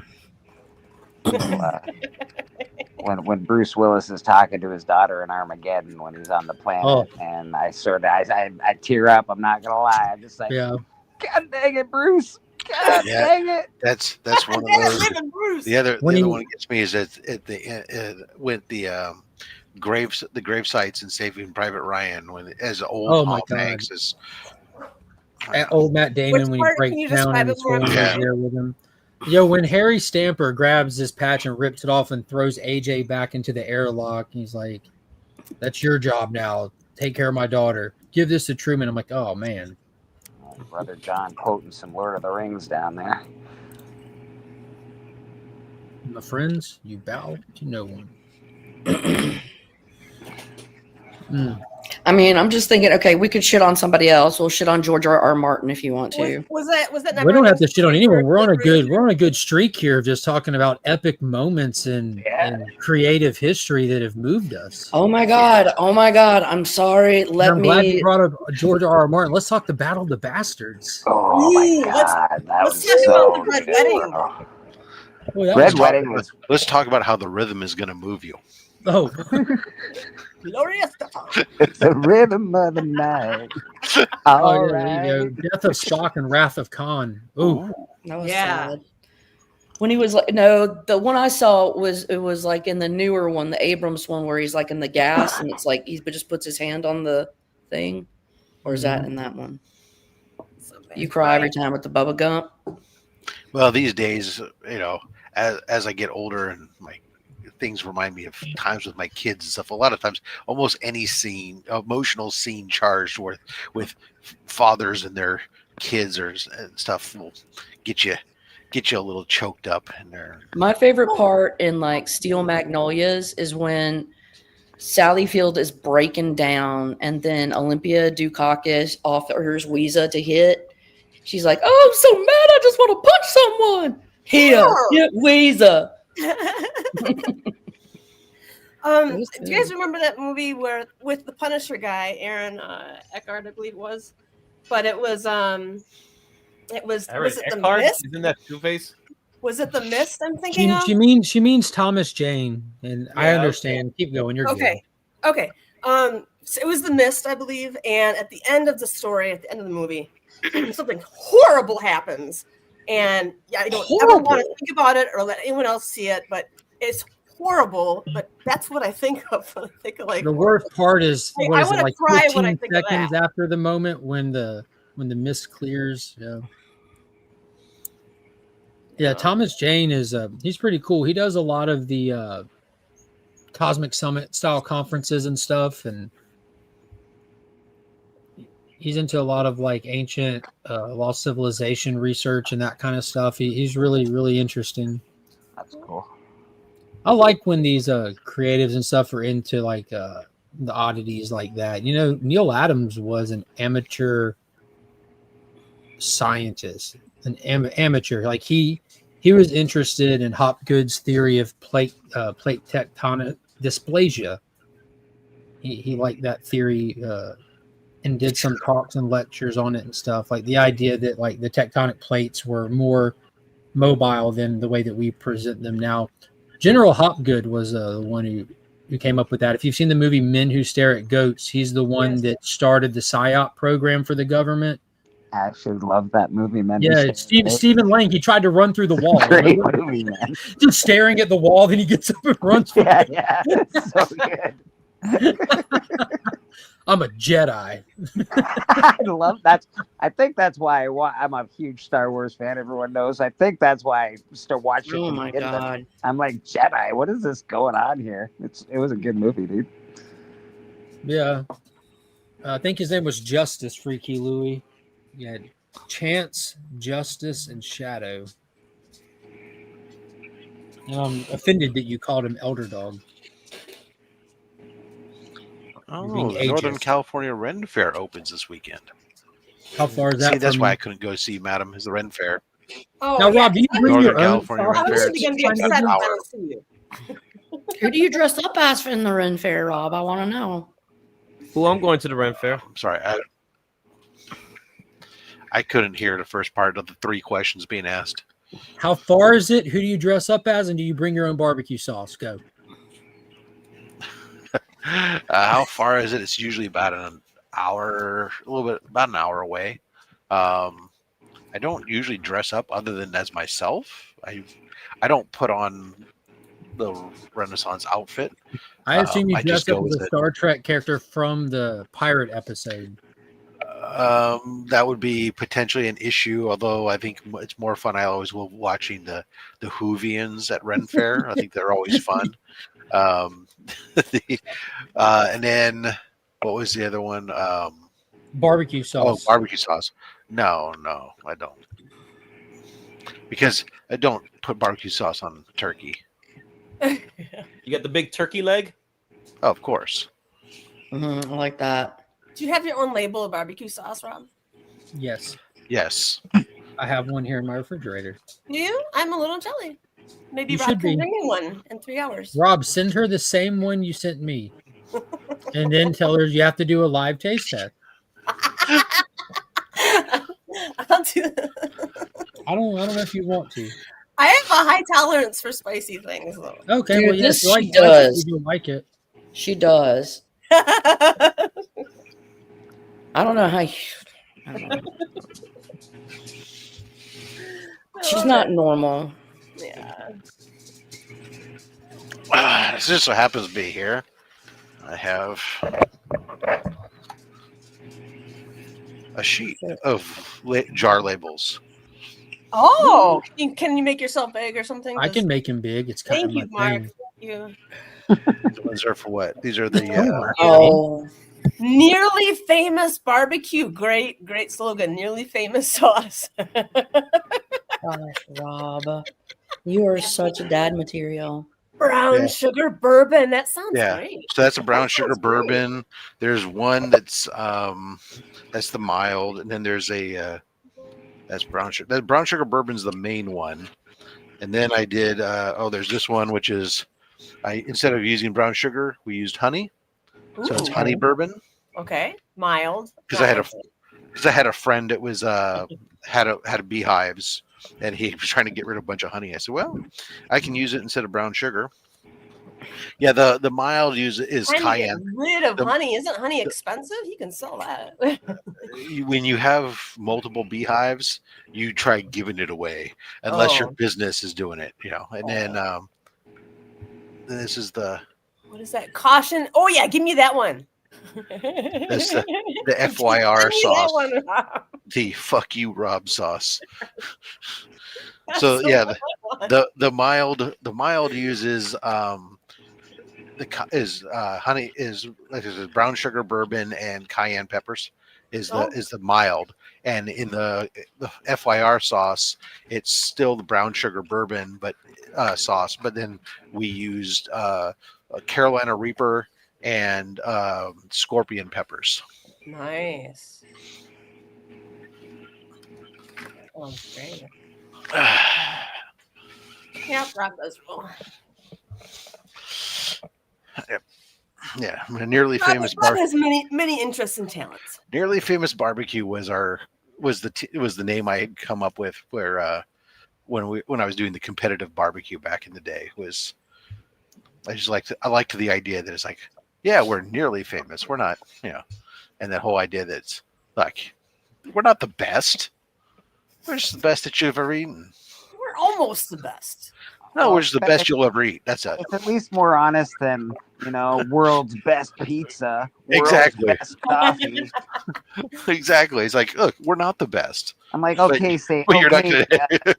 okay, Niagara Mediocre Falls, at little best. guy. Did No, you no. go around the Look whole at 'em. world? Did the whole world come to you and be like, yeah, man, you got Congratulations, very you did it. You did it. We're not mediocre. We're the best you're ever going to eat. but we're not the best in the world. Good luck finding one better, but there's probably one out there somewhere.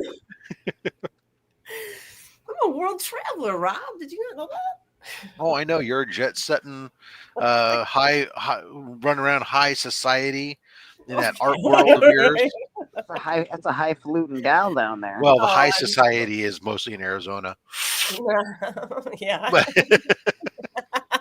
It's like I don't live in Scottsdale, so that does not apply. Oh my God. But Don't you know there now? Brian, welcome to the show, sir. Comic Web. I'm glad that I can be your hero. Did you ever know you were my hero? Well, that I know. Also a good movie. Beaches. Yes. Beaches, bitches. Beaches was a good one. Beaches makes me cry. Tearjerker. You know what else makes me cry? Some Braveheart. That sure will make me cry. Oh my gosh. That's so good. Yes. Hits me in the feels. Ellie At Gibson. the end. Freedom! When he goes to save her, though, when he goes to save his girlfriend, that's an awesome scene, man. There's a lot of cool. Yeah, I mean, it was She- just a and then he really, finds really out- good movie. Out of the Winds up window. getting killed. Remember when the horse jumps out of the window? It's just they have to use the prop horses. Hey, it's not perfect, but it's pretty good. I would call that perfect. That's how I prefer my horses in movies. Longshanks. I'm not a Long fan of shanks, CG. yeah. You go make a big plushie and you throw it out this window, damn it. That's right. I love it. That was great. I love that part. Actually, I have heard West Virginia and Virginia called the Virginias. I have two. Yeah. The Carolinas and the Virginias. Yeah. The And the Virginia. Dakotas. You hear them, let's refer to them as the Dakotas as well. Mm-hmm. It's true. Oh my God. Stop making fun of my Wisconsin accent, all right? Just because it came Oh my God. out. Would you like some pulp? I mean, I would like some pop. I like to go hit the bubbler. Okay. Right. I like for you guys to stop making fun of my Wisconsin accent.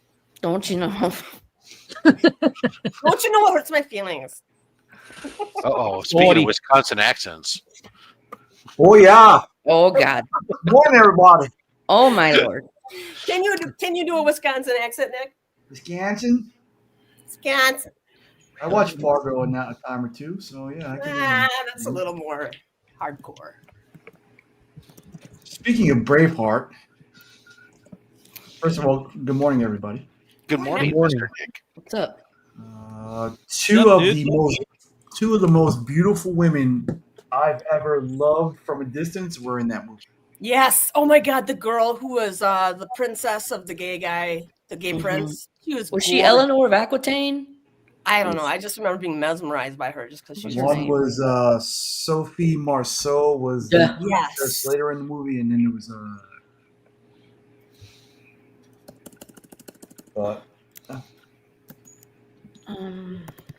Yeah, they did some good casting for that movie. Braveheart cast. Well, except for the 50-year-old that was playing a 20-year-old. Kathleen McCormick? Yeah, Catherine McCormick. And I actually saw her on just a show I started watching on Apple TV called Slow Horses. And it was one of those things because I haven't seen her in anything since Braveheart, which was what, 30 years ago? Yeah. Whoa. There's no way you're that old. That just came out yesterday. Let's not talk about it. Let's not talk about it. I don't want to talk about how old movies are now. God damn. So Well, it's like talking about comics, right? Yeah. Wait a second. That book is how old? A show about comics? What? God damn. I saw Grumpy Old Men in the theater. I'm just like, what? What are you talking about? Wow. Now we are old, grumpy old. Isabella of France is who the gay guy was married to, Edward II. And then the first was Longshanks. He was scary. Yeah, that was a great movie, man. That was an excellent movie. I know, and I should watch it. I haven't seen it in forever. What year did it come out? Like 94, 96? No. I'm just like, what do you think? It came out in 95. Came out in 95. Bleeker, I knew I was old not by any other measure other than when I looked on my coat and hat rack, and I have nothing but flat caps hanging up there. Different flat caps for different outfits and stuff. And I'm going, yep, all right, I'm old now. Yeah. What used to be different sports team hats and stuff are all now flat caps. So I did something the other day at my work, and we rent trucks at my work, and I saw 2 children going to go and get into a truck, and I was like, what the fuck, are we renting trucks to 13-year-olds? Yeah. They were 20. They were old enough to drive, and I was like, oh my god, I don't know what just happened, but They look like little infants, don't they? Yeah. I think I just got old that day. That was the day. I was like, oh no. Yeah. What happened? I remember that I'm old. For me, the first time I thought that was the first time, and I took a check from somebody who was born after 1980. I was checking their eye, and this is an old story, obviously, Lady F, because I was taking a check, and I was checking their ID as I was as you did in retail when you got a check from somebody, and I was looking at their ID, and it was 1980 was their date of birth. I was like, oh shit. Yeah. I feel that. You'll ask if they check now. They'll probably look on the phone for an app. What's a check? What's a check? Yeah. They'll look at you strange. Yeah. Yeah, you got to put it in the mailbox. They'll know their checking number though. Checks are only used for paying your taxes and maybe your membership to certain societies. Just tap my phone, bro. Exactly. Like for me, Lady F, once a year I write a check to the Sons of the American Revolution, to the Sons of the American Legion, and then I write my tax checks, and that's like it. 4 checks. Legion, what's going on with the Trump news and all that shit? What is he talking about? Anything good? FBI doing anything? What's happening up there? They said they caught the guy. Well, they have a suspect. They said that a few times. And Trump has said that high degree of confidence that this is the suspect. Which could mean he said he doesn't want to say more because of legal consequences. Yeah. For he once, said to protect y'all from any legal backlash, I'll just say for once. Really? Trump's actually being quiet? That's a good point, Rob. He'll say whatever he wants and puts himself out there, but he said to protect y'all from legal consequences since he's not on his own platform, There you go. Mm-hmm. So he isn't I guess he just doesn't care if people come for him. Because he definitely will say whatever he wants usually. Yeah, he says that. It's crazy. I'm just like, whoa. But that was a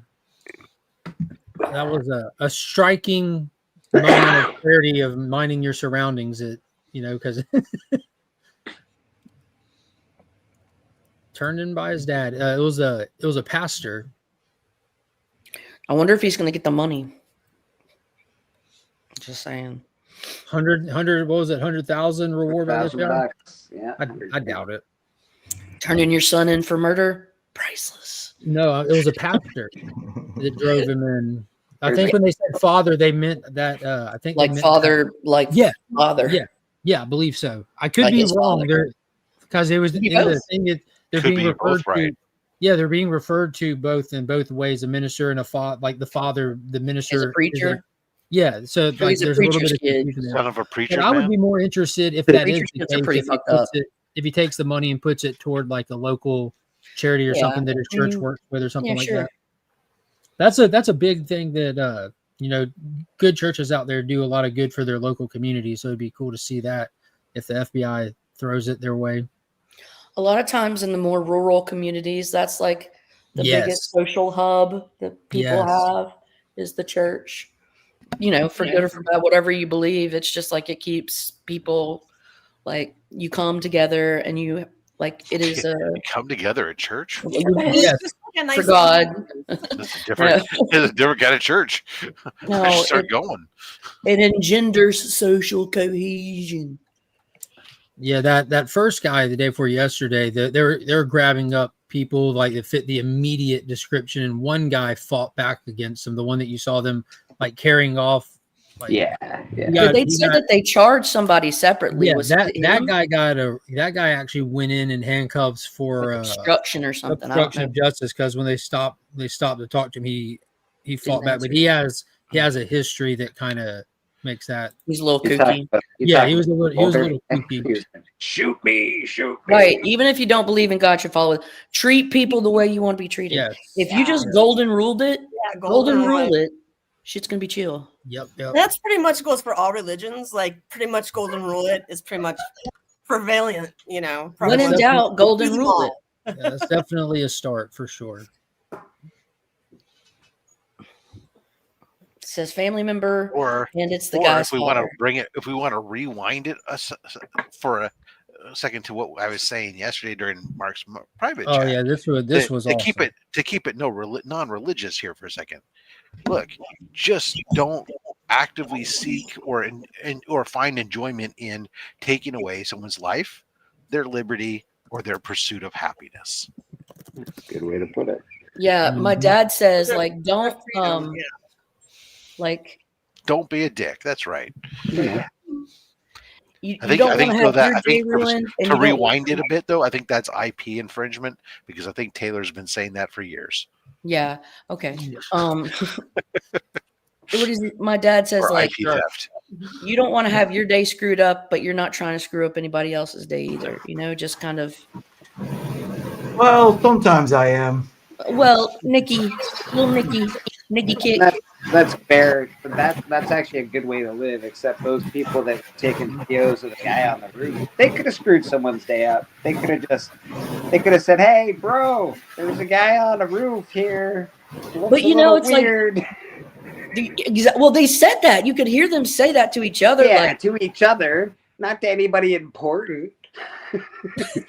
Yeah, but I don't know. It's like maybe no one important was around right away. Hindsight's 2020, man. Because I've seen people on roofs too, but like hindsight might be 2020. But after your president almost bought one with a guy on a roof, I think that maybe at this point, with a guy on a roof, people might be going, "We should probably tell somebody." Like, almost a year to the day. I don't know. Instead of going, "Oh, look at this footage I got." What was funny is like, how many people were saying, "Oh, well, there's nobody at the security gate. They're not checking anything." I'm just saying. Saying. Yeah. It's a little. I don't know. That's nobody's checking anything. It was Utah. It could have been avoided just with somebody saying something. I don't know. Fuck. What a fucking mess. What a mess, man. Open carry state. Yeah, well, it's open carry, and it was open, Yeah. And it was carry conceal on campuses, and it just gotten just gotten ratified earlier that year. So it's like, it was a bit because I know that was a concern we were watching when my son was going to school in Utah. It was like when they were talking about introducing. I said, "Oh, that's the last thing you really need is students fucking walking around on campus fucking armed." Yeah, Jesus. Well, it's the because same they're people. mature and well thought out. I don't think this guy's was a student though. It's the same people that film fights. Are like, "Oh, this is awesome," instead of people try and break them up. It's the same thing, man. Just I don't know. Do better. Do better, people. That's all I'm saying. If you see something, say something. Yeah, man. Like fuck. I see Drew. Drew, how are you doing this morning? Yeah, I just finished my 4th day at my new job. I'm working third shift. What kind of job did you get? Oh my God! I'm managing his sheets. Oh, Remy Qsberg. Yeah, I'm gonna be managing, but right now I'm just doing training. So it's just like I show up, I stare at a computer for 4 hours, and then I do bitch work for 6 hours. Fun. That sounds like a great. Hey, it's the something. place? Sheets? Like bed sheets? No, it's like a mini Buc-ee's. It's like a gas station, right? It's a deli convenience store. Basically a fast food restaurant. Wawa, 7-Eleven. And candy. You sell gas too, or no? It's a gas station, but like it's like there's a full. Yeah, I don't think you'd call Buc-ee's or 24 hours Stuckey's in or there. Parker's Kitchen. I wouldn't consider any of those gas. They're like truck stops. This is more than a gas. I mean, they're more than gas stations at this point. Yeah. Like we do a 24-hour drive-through with all kinds of different. How do you food, spell it? Made to order deli. SHEETZ. Okay. That's the place that Remy Q's always talking about. Oh, Sheets. Yeah. Yeah, based out of Altoona, Pennsylvania. So yeah. It looked like they got some decent food. They're a growing company. I mean, they're really the only reason I took the job is because it's a growth opportunity. Gotcha, Sledge. I'm gonna pause. Just A worse Parker's Kitchen. I don't know what a Parker's Kitchen Mark is. Yeah, I've never heard of that. I'm Mark. Parker's Kitchen is like a Sheetz. It's not as big as Buc-ee's, but they have hot and cold foods inside. They sell gas. I'm Canadian. I don't know what any of these places are. Do they have a deep fryer? Because I think that's the big difference. I'm gonna. It sounds like it's a Husky. We got. I don't know the depth of their fryer. If I'm being honest with you, Drew, I know that they have fried food, but I don't know the depth of their fryer and what's the threshold between shallow and deep fryer. I'll turn to Rob for that. Deep fryers are deep. Shallow fryers are shallow. That's really all there is to it. Size objective is what Caroline has taught me. Could you go more in depth about that? A deep fry is when the object you're frying is completely submerged, and a shallow fry is when it's in a pool of oil, but it may not be completely covered. I thought it had to do with learning the amount of stuff today. feet. Like usually you go on the deep end, or you go on the shallow. I go end. off the deep end. You go off the deep end? Okay. Yeah, not on it. Bleeker, what kind of gas station names do you got? Like, what are the names? Well, I think it would be like. Sounds like it would be like a Husky. Or something. I gotta address this. I'm sorry. I've never once heard frying food that's not in the oil.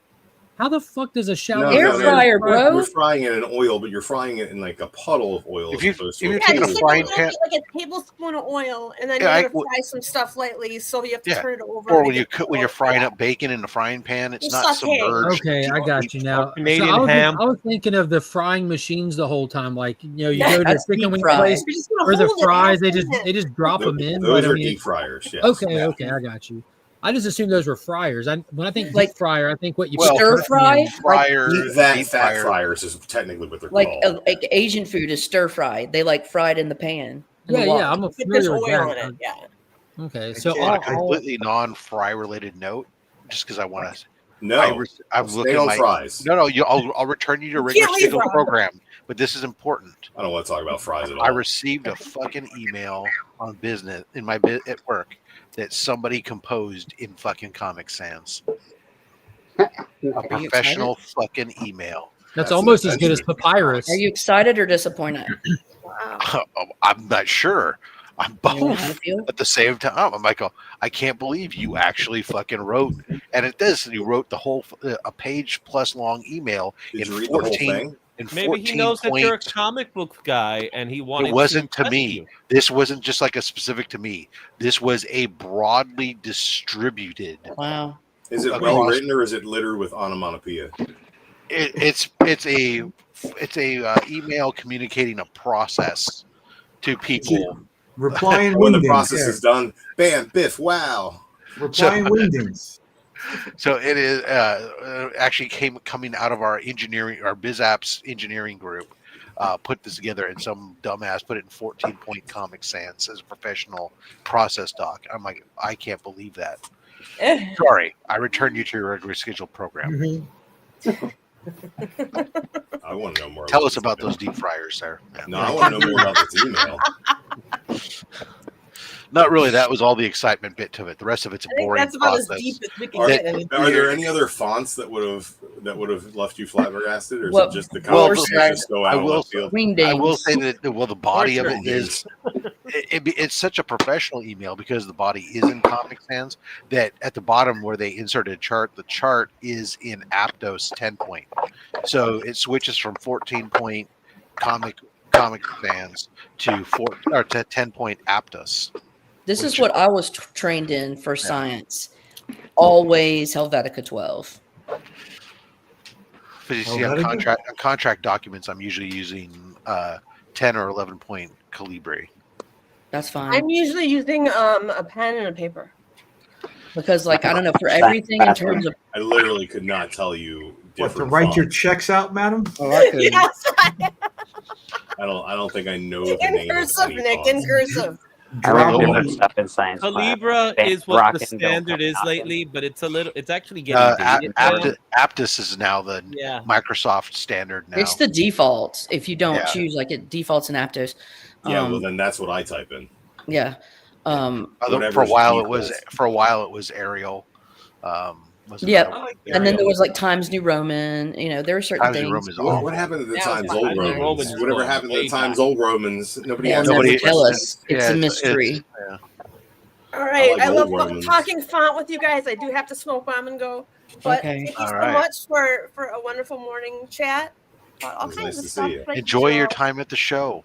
Yeah, Thank have you, fun. Rob. I hope can't you wait have- to see you. Adam. I hope you have something padded to stand on, because after 4 or 5 hours, concrete gets painful. We do actually have a table and 2 chairs. Oh, nice. You can at the sit. scope, so I can sit. Yes. Or stand on a Excellent. chair. Are you a Or VIP? dance, whatever I need to do. Go Dance sell on the some stuff, table. man. Good luck, man. Have All right. fun. VIP. Later, madam. See ya. Yeah, I don't know why, but like anytime like they want manuscripts, always fucking Helvetica. I don't It's ask so questions stupid. anymore. It's arbitrary. Well, it's like So in my job, we like to do certain things in Avier. Arial. No. Avier. Spell it. AVE near. Okay. Oh, It's well, like you finished the rest. I just had my Has work spelled. PC updated. We're using Aptos now for the. Yeah, that's the Yeah, default that's the big- Microsoft now. I don't like it. Tell us more. What kind of grievances do you have with it? All the grievances. Airing. How of many? grievances. How many is all? Is it more than 3? Yeah. All right, then that's too many to dive into. Just know everyone, all of them. Are you the decider of how many decide to, when is the threshold for deciding not to dive into them? Yeah, absolutely. I think 3 is a safe number that we can all agree on. What If about you 3 have, makes if you you feel have more safe? than 3 disagreements with me on that, I mean, that's too many to even. You debate. ban them. The You size just have of to the Ban assume them I'm humans. correct. It's all wrong. Yeah, we just have to assume I'm correct at that point. 3 is Yeah. the limit. Do you have to do the Braveheart to them and just like gut them while they're alive? Oh man, how that? Like, you know what's crazy is watching that as a kid. Fuck me You up. know, well, no. I was going to say watching that as a kid, Powerful. like you know that they're harming him. I Because I know. watched it on television as a kid. I didn't watch the unedited R-rated version as a kid, and then learning more about history as time goes, and then watching it as you're a little bit older, it's just like, oh my gosh, because like I was able to see that movie through more than one lens. You know what I mean? Because of its timing and stuff, and it's just Well, it's I mean, heartbreaking. technically, they showed you what they were doing to him previously with the court jesters. Yeah, but it's still like as a kid, you don't understand exactly what you're seeing Oh, because you can infer though, and so you can infer with information, but as a kid, you just know you're oh man, are they hacking them up? You don't know to what level. You don't know that they're piercing them down in the scrotum and running up their body slowly and pulling organs. You don't know all that. You just know they're. I don't Yeah, want you to don't know even all know about that. scrotums. Mm-hmm. You have to know about scrotums to protect scrotums, Drew. It's important we talk scrotums from time to time. Hey, if you want to talk scrotal awareness, I'm down. sometimes men are painfully aware of their. Every scrotum. time I see Nick's shiny head, I think scrotal awareness. Where's this place where they're stabbing scrotums? Just asking for a friend. Asking for a friend. Yeah, not personally interested, but I know a guy who might be into that. What you if, can tell like, us you you're guys- asking for TM. That's fine. Wait, what? You're a capricious son of a bitch, Ginger Cool. Capricious son of a bitch. Well, he's going by I haven't GC watched the now. new Okay? episode yet, man. GC, come on, GC. Yeah. Dude, what the fuck? Yeah, that was hilarious. It's so his. All right, I have a his question. delivery is perfect. No, my best thing is this. Yeah, we're all in this together. Yeah, we're all in this together. That took me by surprise. I didn't expect him to do that. I was You just guys like, are spoil this for me. I have a question. he went out. He got What you got, Caroline? It's terrible, but Terrible. you guys, when guys poop, Yeah, we do. do you hold your scroaches up so they don't hit the water? How long do you think they are? I don't know. It's not even how long. Where do you think? It depends. It depends because it varies. Like if it's hotter, it's cold, and it varies between. That is true. And it depends on how the distance between the water and little shit. bit of I'm gonna tell you what. geometry and anatomy come together for God's perfect plan. When we are shaped in the seated position, now apply gravity. How do you think that works? You like cup your nuts. That's all I want to know. Lady, I don't think there's a wait, need have you for ever seen the distance that there is from the toilet seat to the water? Yeah, and That's very the thing. yes. Have you ever taken a dump in an overfilled bowl? Because I felt a that's different. That's different. In a normal scenario. That Wait till you're 50. I knew it. If we were sitting down and they dropped that much, when we'd be sitting down all the time, we'd be sitting on our fucking shit all the time. Don't act like you've never accidentally sat on a ball. That's why I'm asking if you Not to hold get them. into unnecessary conversations, 'Cause I but wouldn't getting want into a that to car, happen. getting into a car, I've made a dreadful error once getting into sliding in from too low too fast.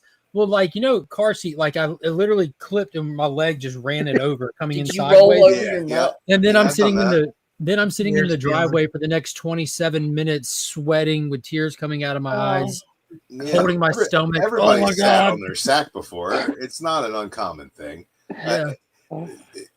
It's you know what? Here's what I'm going to tell you, lady, and we're going to leave a little bit of mystery. We're going to leave a little bit of mystery, Caroline, because ours, just like yours, are all special, unique flowers. I don't feel my nuts inside me. My No ovary two nuts- set of balls are the same. My It's like a ovary nuts. fingerprint. Well, you know what? I can feel my ovary nuts once a month. Okay, and it does feel like a kick. But other than that, when that happens, have somebody just give you a nice quick body shot right in the ovary, and then it happens. Trust me. Eesh. What happened?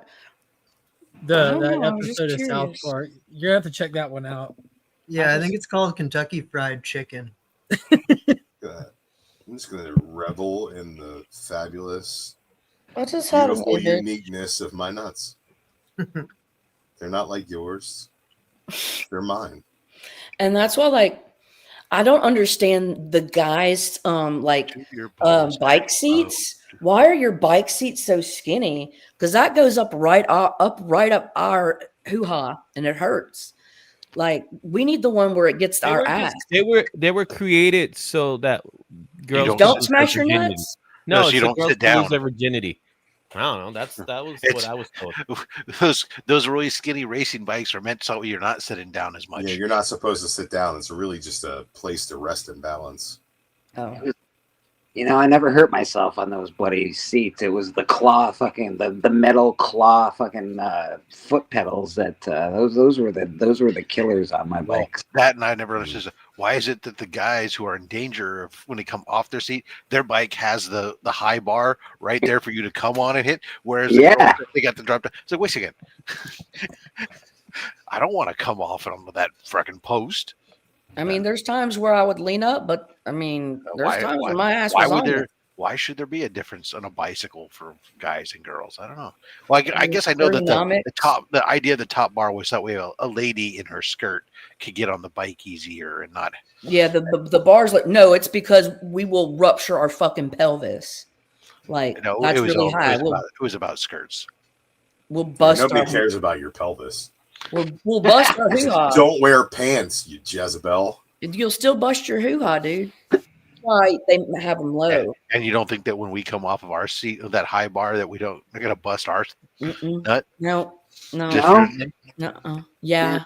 Have some sympathy for the nuts. I do. You know what? They're a target. They're a target. Hard lesson on learning bikes. They do need some protection. I can see there's a vulnerability. Isn't this a fun What conversation? kind of bike are we talking about? Nick? Are we talking about like a mountain bike or just a street bike? Or are we talking about like a BMX? Or I'm just thinking like there's all kinds of different bikes of all kinds of different shapes and sizes. Just standard. Now there's not really male female anymore. It's just males it goes straight up, and females it goes down. They're gender neutral bikes now. Yeah, everything's gender neutral. Oh yeah. Yep. It goes by them they. By them Yeah, they they go bike. Yeah, you can't. Bikes don't have a wiener. Then they It's They're all- just the They're electric bikes. They're all trans. yeah. Exactly.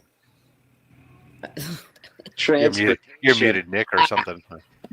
I say it's just funny on Fridays. It's like the natural progression of being drawn and quartered to deep fryers to Buc-ee's, and now we're talking about gym dogs and hoo-ha's. To nutsacks hitting the toilet water when you duke. Oh, no, see. Oh no, I don't have a pole in my bike. The Power Fister 5000. You know, I'm just trying to contribute to highbrow intellectual conversation here. So comics, right? Right. Exactly. Oh, look, I found this for $8. Like, I think it's one of the best covers from the whole thing. That is a good one. Yeah. Yeah. Late Look issue. at that. Look at that hair. I don't even. I'm going to give it. So my sister's husband. He's Cousins, friends, no, roommate. it's my sister's husband. So my brother-in-law. He loves Star Wars. He's a super nerd, and I saw this. I'm like, I'm gonna get this for stupid Eric. Stupid Eric will love it. Eric seems nice. You should. He is a really nice guy. He's a that really comic good and guy. say you're not stupid. He's not. And I'll get him stuff like this, and he really likes it. He's a sweet dude. And he has to tolerate my sister, so it's just like, hey, you are an angel. You say Star Wars and you say nerds. It was funny as I saw something that made me realize that I wasn't the Star Wars nerd that I thought I was when I was watching some video the other day. Somebody said, no, it was a short. I think it was on YouTube or something. Somebody was talking about, like, you know how Star Wars has its own in-universe language and alphabet, it has Aberrish, everything's written in and all this stuff. Then how the fuck are the droids called like R2D2? And why are the ships called X-Wings and Y-Wings and shit if they don't fucking even have those letters? And I'm maybe because those letters exist, but they're just pronounced differently. Well, like an X isn't necessarily an X. It's a weird little. They progress to go to try to give it an in-universe explanation, in that the Aberrish is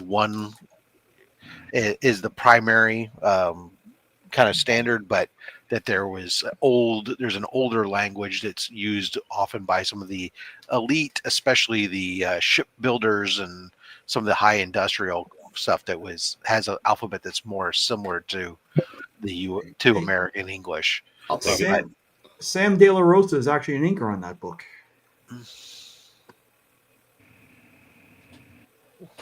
He traced it. Another 40-year-old book this year. Oh, I found a really pretty DC book. Check out this one, Mark. It's a 10 center, really nice shape. A Brave and the Bold. Oh yeah, the Jim Lee Con backpack. That's what it took me a second to connect that. Yeah, that's an awesome backpack. This is the second tryout of Suicide Squad. Oh, that looks like the Cyclops from Krull. Kind of does. That's like the fourth appearance or something. That's a super early. Yeah, it's the second time they tried out. So, but it's in really nice shape, and it's just got a beautiful subscription fold. But other than that, it's crispy. The giant I like eye. a subfold. That's the sub crease is a sign of the times. It really is. Little humidity and some heat, and that'll be gone. Leave it in there. It adds character. I think it does too. I love it. I love subscription creases. I don't think they detract. Oh, and I got this. I don't think so at all. There we go. Who did that cover? God dang. Ernie Wrightson. Yeah, that's a Wrightson. That's super good. Look at that, man. That is beautiful. It's a skull. That's like straight from pencils. I'm just super proud that Caroline's not only a DC fan now, but has moved over. You are officially a Suicide Squad fan. Welcome to the team. I really just like the Brave and the Bolds. Wait till you see the rest of the Suicide Squad. Like that's all their Silver Age appearances were in the page of the Brave and the Bold. You're a fan. That's what it is. You're there. I really, really do love the 70s. The artists at DC in the 70s who did like some of the horror. I mean, they just had a hell of a lineup. I'm 99% sure that Suicide Squad predates the 70s. Wait till you're absolutely. It's a 10 center, bro. It's a 10 center. No, I'm talking about this one specifically. I got this one because it's beautiful, and I have a few Brave and the Bolds, and this would be the earliest because it's number 37. And I was like, whoa. You know, they predate the Justice League. Yeah. Yeah, Wait till you find out that the they're Eagle issue 26. Suicide Squad predates the Justice League. Oh shit! that Eagle probably eats better than you too. Cold cuts. All right, that's it. I'm good. What's the name of that caviar?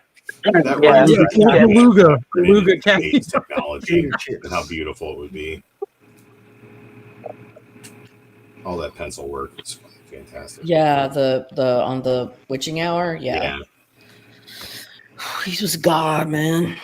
Right to the God level. Quit scamming people, John. You won't Yeah, get sorry. flagged Sorry for about that, fraudulent Coco. charges. No, it's not he's scamming people. It's his bank was like, Legion of Comics. The fuck is this? Denied. Hey, he's been a member for years now. He's A1 from day one. Finally, they hired somebody at the bank who knows fraud when they see it. Yeah, when they see it. Drew, aren't you a member? I'm a member. Okay, so you're a big fan of fraud then. I love fraudulence. What is going on, J-Man? Hey, I showed Rob these last night, but I do want to show everybody because that just reminded me. John, aka Jonathan Medici, aka John Comic Avalon, aka John, the creator of Eric, sent me a package. Yes, those are all his actual names. I just call it to see it. He sent a stack of the ash cans for his book that's on Kickstarter right now.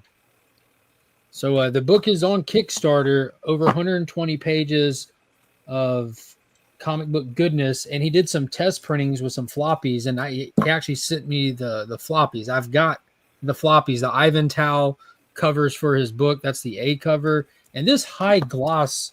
Like, I'm super impressed with the print job that this. So this is what's on the Kickstarter, but this thing is just insane. I mean, you can see the gloss from there. Normally, like the screen doesn't. It's shiny.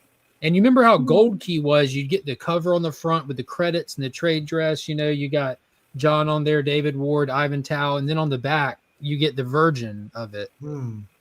But, dude, I'm telling you, this thing is so well done. But these are just the floppies that are part of the Kickstarter. You know, the actual book that you get on there is a full 6-issue story, over 120 pages of sci-fi epicness. But I highly encourage everyone to check out that Kickstarter. It's fully funded, so it's guaranteed to happen. Just don't miss out. I'll drop the link because at this point we're trying to get it to 10K. It's at 8,599. We're trying to get it to 10K because at 10K he's throwing in bookmarks, and we need bookmarks. I saw him on your channel. What's it called again, Legion? I just dropped the link. It's called Eric, EARIC. Eric. Right. Wait. Can we rewind that for one quick second? Because you need bookmarks. Yeah. I need bookmarks. It's over 120 pages. I'm not going to read it in one sitting. I'm going to lose my place. We're all going to lose our place. A lot of us have backed this. When we get Some of us don't have a place. We will lose our place, Drew. All right. I'll take your word for it. The bookmark, he said it's going to be an Eric-themed bookmark, but I hope at the top of it says "You are here" and has an arrow pointing down into the pages of the book, because that's what they're for. You need to know where you are. Drew, we're in this This together. is we business. You're the one who's making these declarative bookmark statements. We're in this together, Drew. Hit the link. I'm in full support of bookmarks. You don't have to try to convince me. I'm just wondering why you are so adamant. God, we need them. I'm just questioning. The last time I got lost, it took me on the topic of fraud. I'm to find my questioning your place. enthusiasm for bookmarks. The last time I lost my place, it took nearly 3 hours to find it. I could have finished the book in that time. Yeah, but instead you got to enjoy the first couple of pages again. That's very valid. But the book is, it's, you know, a lot of times with Kickstarters, you have to back it, wait forever, get an issue. You read it, you like it, you don't, whatever. But regardless, you have to wait 6 months to 13 years later for issue 2 to be produced by this independent creator. That's not the case. This book is fully done, all 6 issues, and at $30 for the complete collection, which that's 6 issues, $5 an issue, same price as most comics and comic shops. He's managed to get this book's price down to just standard market price, which is unheard of for an independent creator. So he's losing his ass on this thing unless it actually performs over, because he's worked on it for over 10 years. He has more in it than he could ever recoup. But what he's trying to do with the funds is just put it all toward the next volume, which is very incredible the way that he's managed to get this. It's just how it ended up happening, but it works out in the customer's favor. It really does. So I encourage everybody to check out the Kickstarter. Let's get it to 10K. I think he said if it gets to 20, he's giving out jackets. I think. No, he said he will come to your house on jacket and jack you off. and give you his jacket, so you're not. A personal thank you to every backer. Jackets or book jackets, since we're on the concept of that's bookmark. That's a good point. He's Nick gonna might put have a been light team coat three. on you and give you a handy. Jacket fryers, actually. All right, I got a smoke bomb. I got to get out of here before Rob does. Romania's calling me. See you, buddy. All right, homie. Hey, buddy. Wait, what do you say? If it gets to 22, I'll make you a one-off jacket, Nick. All right. There you go. But yeah, Later, check Nick. out the Kickstarter. It's at $8,599. A gold jacket, like you want to make. It's literally $1 away from 86. Is it? Is that what that number is? Yeah, I think that's how they work sequentially. Yep. 11 grand, 401. $11,401 to go. Nice jacket.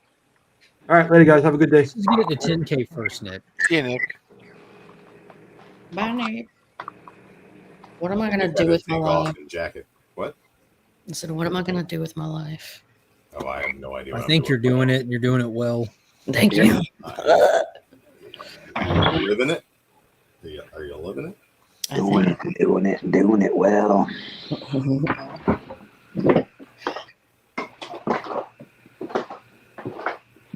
No, I just said I've always thought it was wow.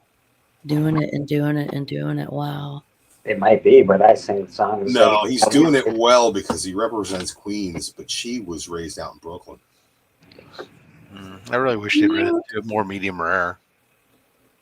Are you talking about meat? Am I talking?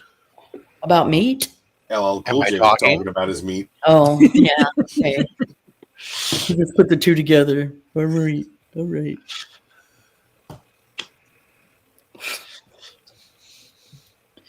Fucking dudes, man.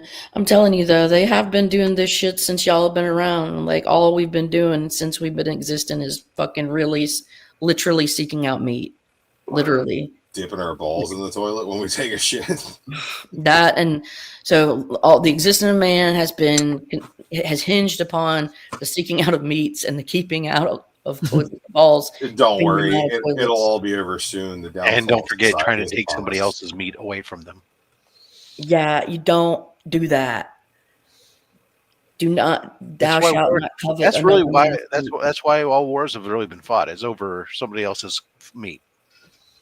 Yeah. That's basically what the Bible's for. It's just like a book that tells Whose you, meat man, belongs to who? don't steal that guy's meat. That's his meat. When the meat is holy. Wrong to steal meat. Like How to prepare your You meats. live in the desert, so don't eat the fish. It's not. It's not Stop good. Still, coveting It's your not neighbor's fresh. meat. it's not fresh. You live in the desert. It's not Sometimes fresh. you got to Don't put eat a that. sheet over your meat with the hole in it to Stop cook it. coveting your neighbor's meat. Don't Speaking give of your sheets, neighbor's the, wife your meat. These are The the Shroud things of that you're not Turin supposed is to do. And on the seventh day, you rest your meat. The Shroud of Turin is like You on gotta a, let your meat rest.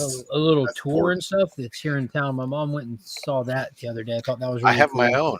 I take a steak and I'll season it and I put it on a rack and then I cover it with a paper towel so that way it's airy. And then when you take that paper towel off, it's You the can steak see of Turin. Jesus in the paper towel soaking up the beef. Look at that. New York strip. Legion right now. You're near the Shroud of Turin right now, Legion. Is that what's going on? So the original one is that never moves. There's a the people associated with it do like a traveling little educational thing. They have like a big replica one, but they also bring like actual artifacts and stuff and just yeah.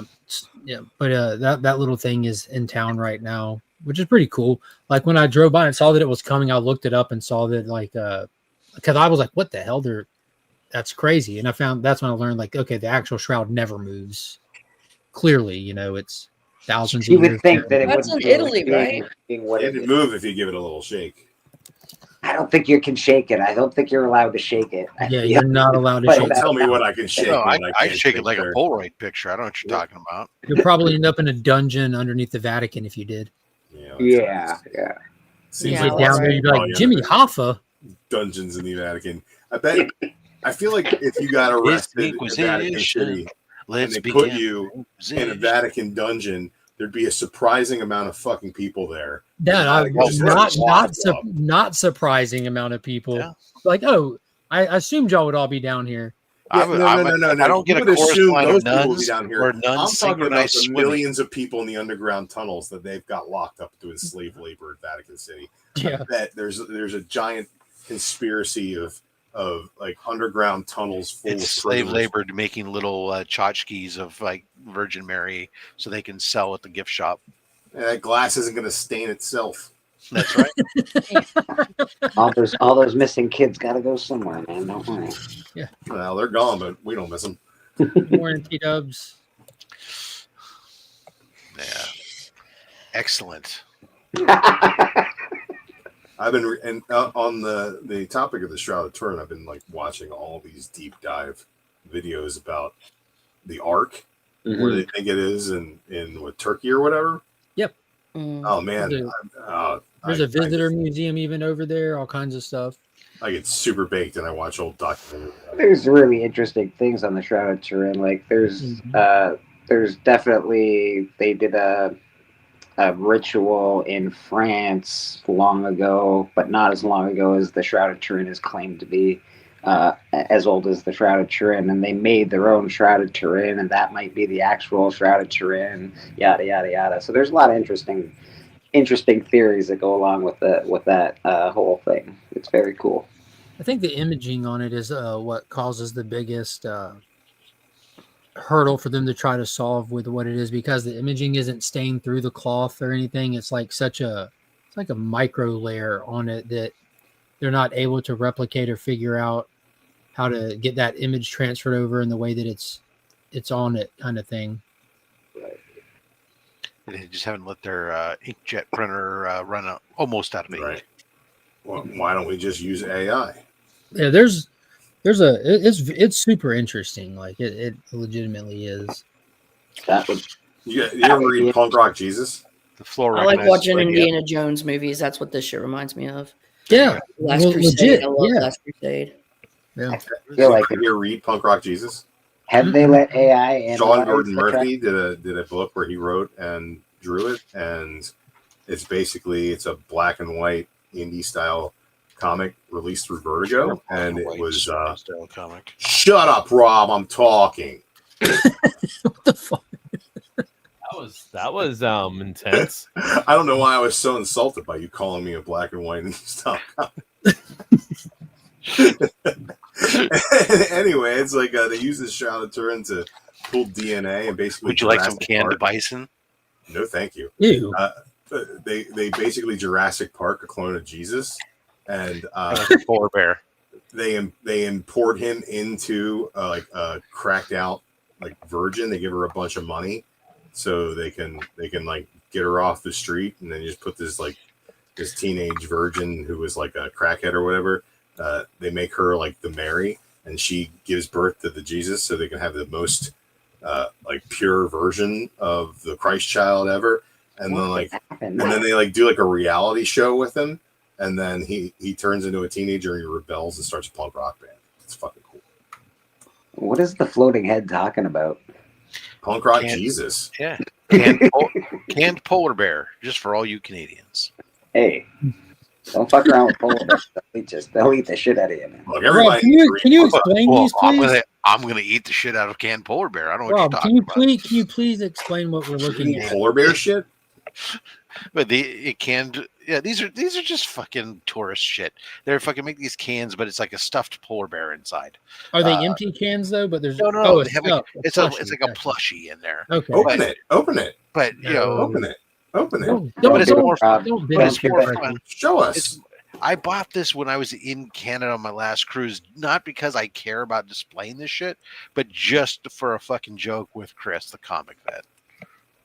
And to periodically say, hey, I got some canned polar bear. That's a cool little novelty. You should eat it. This one was for my kids' school, actually, because the bison was their mascot or something. But anyways, that's stupid shit. All right. Speaking of stupid shit, it's time for me to go do some real work, I suppose.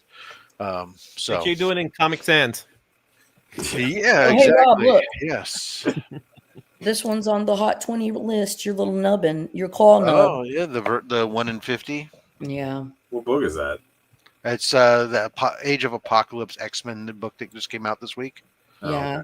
X-Men. And so there was the 1 in 50. The 1 in. Do they have canned seal? I'm sure they actually probably do. They probably have clubbed seal. No, that's when you go out. Babies, clubbed babies. That's Canadian when you go out clubbing. Everybody picks up their clubs and heads up north to go get some seals. Anyways, my nubbin. As I was saying, I'm going hogging. No, we do not. Just, I would like to not endorse that as far as Canada goes. Yes, you do. Well, maybe not in the city. Maybe it's more of a native thing. This Canadian is Timmy Hortons. Yeah, maple syrup, maple donuts, and going clubbing. Oh, maple donuts with bacon. Have you ever had maple bacon donuts? Dude. Fucking awesome. They're awesome, dude. At the Amish market down here, the Amish, they make a hell of a maple bacon donut. Oh my god, they're so good, bro. Biggie, Shaq, and Mark. Oh yes. Oh, everybody all about 544. Is that what it is? Well, Biggie's been talking about it for a year. I think he's I give Biggie credit for being one of the few people that I enjoy listening to his little top list or whatever, because he's just commandments, baby. Yeah, the commandments, because he's pulling them from his own thought it's just process. Stuff he cares about. Yeah. That's a TM nerdy joint too, isn't it? Yep. Yeah, he has a genuinely right here cool list. Yeah, I love those spec lists because they're never like anybody else's. Well, it's straight from Biggie's dome. It ain't straight from sales or nothing. Like everyone else is like, there's literally no reason in the world to listen to anybody's top 10 list when you can just open the same app. Yeah, I mean, yeah, everybody's got the same fucking list. We all have the same app. We all go to the same websites. Why are you reading the website to me? But Biggie, I like that. I could give a rat's ass about a hot 10 Well, list. I know you're compilating and cross dating them, Izzy. I'm not talking about you. A lot of these people just go. There's a lot of people go and just share the screen of the websites or the apps we all use and just read them. Like, I guess something. You know what? It does give you something to talk about. Yeah, Izzy does spreadsheets and cross referencing. I do the key collector the keys of the week and top 20 trending, and I either usually I'm just making fun of it, but I pull it up every week. Yeah, sure. It's content. You know, it's if you want it's something to talk about. If you want to be consistent and talk about things, it's an easy way to pull something up, to have something to talk about. Yeah, absolutely. And I'm not sure if I would compare not down on it because everybody's got a different opinion about it. Wouldn't that be just you're reviewing the list versus you're disseminating? Yes, I'm usually just reviewing. You're criticizing the list, whether positively or negatively. Let's look at the list and see what we think of if it's. Yeah, you're talking amongst friends about the validity of the list at that point. You're not sitting there taking someone else's data and just presenting. Oh no, I'll never take credit for like having my own top 10. I don't know. I also don't have a problem with somebody doing like a top 5 or whatever, keys of the week, and like doing like a short where you add music and animations and images. Like, that's making something out of it. That what I do is I like the keys of the week as well too. Yeah, what I end up doing with those lists is I take the top 3 lists that come out, and then I consolidate them, right? I cross-reference them. I consolidate. I look up the sales figures. I also look up what's the hype behind them. So, for example, like Action Comics 544, the hype behind it is Lex Luthor's suit, which everybody's talking about. So there's some hype involved in there. And then instead of looking at the 7-day sales figures, I look at the 30-day sales figure. And then I come up with a number from that. So, and what I've learned is Key Collector is making their own numbers. That's what I learned. It's not just the Lex suit either. It's also the Brainiac suit, I think, is in that. Yeah, it's also Brainiac. Brainiac 2.0. Yeah. So that's how I do it. What I like about the keys of the week is on Bleakers, like going through them and stuff, you get to talk about the books you're reading too. Like if a book comes up that's made the list, you're like, oh yeah, I'm reading this book, and this is what I'm liking about the book. I'm glad it's there. Yeah, it's fun. I know usually I'll say, oh, somebody will be happy that this is on the list, especially within our group of people, because I know people that read certain things. Yeah, you know who's picking up what based on the content they make as well. So yeah, if there's any Deadpool stuff on there, I'm like, oh, Biggie if Biggie was here, he'd be happy about this right now. My favorite books that make the list are the ones that from Josh's comics.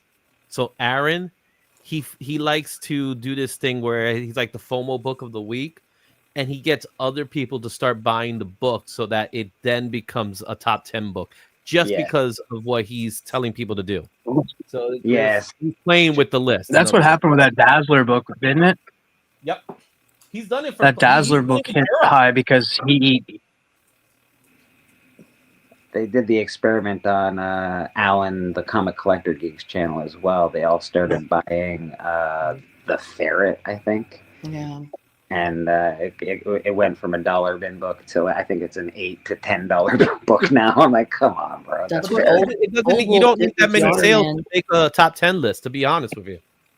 It's just you get a couple of people to buy the book online. It has to be bought online. You get a few people to buy it, and then poof, it's in the list. That's how it happens. It's not hard. It's not rocket science. One of the best things that Biggie does, actually, and I do like it a lot, is we've done it for a couple of weeks. We've taken a few weeks off. Is the undervalued keys. We'd have all of us pull out an undervalued key book that we thought, and the crowd would vote who did the best one. But that being said, we all brought really good stuff every week, and those are good books to buy, like $10 books that should be $50 books, things like that. So that was really cool. Yeah, I'd rather talk about $10 books that should be $50 books than $50 books that should be $10 books. Yeah, all day long. Yeah. I'm still standing by it. That Adventure Comics 500 is undervalued. I don't care how many copies there is. It's still undervalued. So many first appearances in that fucking book. It's fucking ridiculous. Do you know how many copies of that book exist? Yes. Yeah. A lot, but it's still. It's not undervalued. It's undervalued.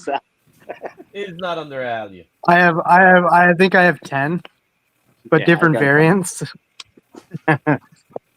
You got the white poly bag, and then you got the regular one. Yeah. Well, I got like 2 poly bags. I got one from Mark actually one time. And then you sent me a white poly bagged Adventure Comics 500. Yeah, I sent you one as well. I think TM. I'm pretty sure I sent you one. Yeah. You sent me one as well with the Superman 75 black poly. Yeah. And I love see it. you X-Men to debut, so my X-Men #1 goes above $3 in value. Oh my god, I have so many X-Men ones. Holy fuck! Yeah, but every time I see it like in good shape, I pick it up because I know so many of them repeat the wraparound. I pick it up every time, bro. Nope. Every time. And if I can find that wraparound in like 9.0 or better condition, I am not letting it go. I'm making that happen. Dude, I have a bunch of them in like top tier condition. I'm like, these are pretty I have good. so many. I probably have almost a short box of ones. Yeah, me too, brother. But still, we love what we love. I remember I bought them off a guy once, and he's like, they're all X-Men ones, right? I'm like, yeah, don't fuck with what I'm buying. You just leave it alone. I'm buying all your X-Men ones. Shut up. Right. Like, dude, seriously, how dare you? Disrespect. I'm going to buy 10,000 X-Men ones and set them all on fire. Don't comic book shame me. Fuck off. Have a good day, Lydia. Oh, bye, Lydia. Bye. Caroline's the best. She's great awesome. Books. Okay. Great questions about nutsack. I think I'm done with this part of the image, so I'll show it to you guys if you want to see it. Because you guys have no idea what I've been working on. No, none at all. On yourself? No. No, self-improvement. I'm going to wait for Mark to make me big so you guys can see it. I've been working on myself. You know how it is. Yeah, you got to, man. You have to work on yourself. Gotta work on yourself, bro. You got to, man. You got to show love to yourself, man. It's okay. Yeah, give your Love balls one a another. tug. Love yourself. Yeah. You can't love yourself. Mark, Who can you love, man? Mark is a little preoccupied right now. What do you need? There you go. Oh, I'm sorry. Make me big, baby. Book fair is coming up. All right. So here's what I've been working on. I'm actually working on a cover for a book. So this is gonna be a variant for somebody. What do you have on your screen, Izzy? Is that a go back? No, go back. Go back to the other screen. Yeah. Yeah. What are you Other looking side. at? There you go. Okay, now show us that picture that you just drew. Go. There it is. Oh, that's awesome, dude. Holy shit. That is really good. A little head having ass. Dude, that's really awesome. All the meat fell off of it. The meat's Well, gone. it's supposed to be a zombie who drinks coffee. Well, thanks. I sort of figured that one out. That's hard to discern. I'm glad you were here to tell me. Yeah, so what I end up doing is I get a lot of photo references to try to make it work, and then I get the picture because I actually have to work a background now, so I got to do some kind of like Starbucks type of thing for a good friend of mine who is going to put this as a cover, a variant cover for his comic. So that's awesome, bro. Nice. Yeah. Good So job. there you That's have it. Do you do color it as well? E-Man says, honestly, I thought it was tea, but coffee makes sense. Yeah. Do you color it as well, Izzy, or do you just do the black and whites? I just literally penciled it and inked it just now. Nice. I did this while we've been talking, while you guys been talking. That's why Is there going to be any? Is there going to be any color in it though? Or are you just doing black?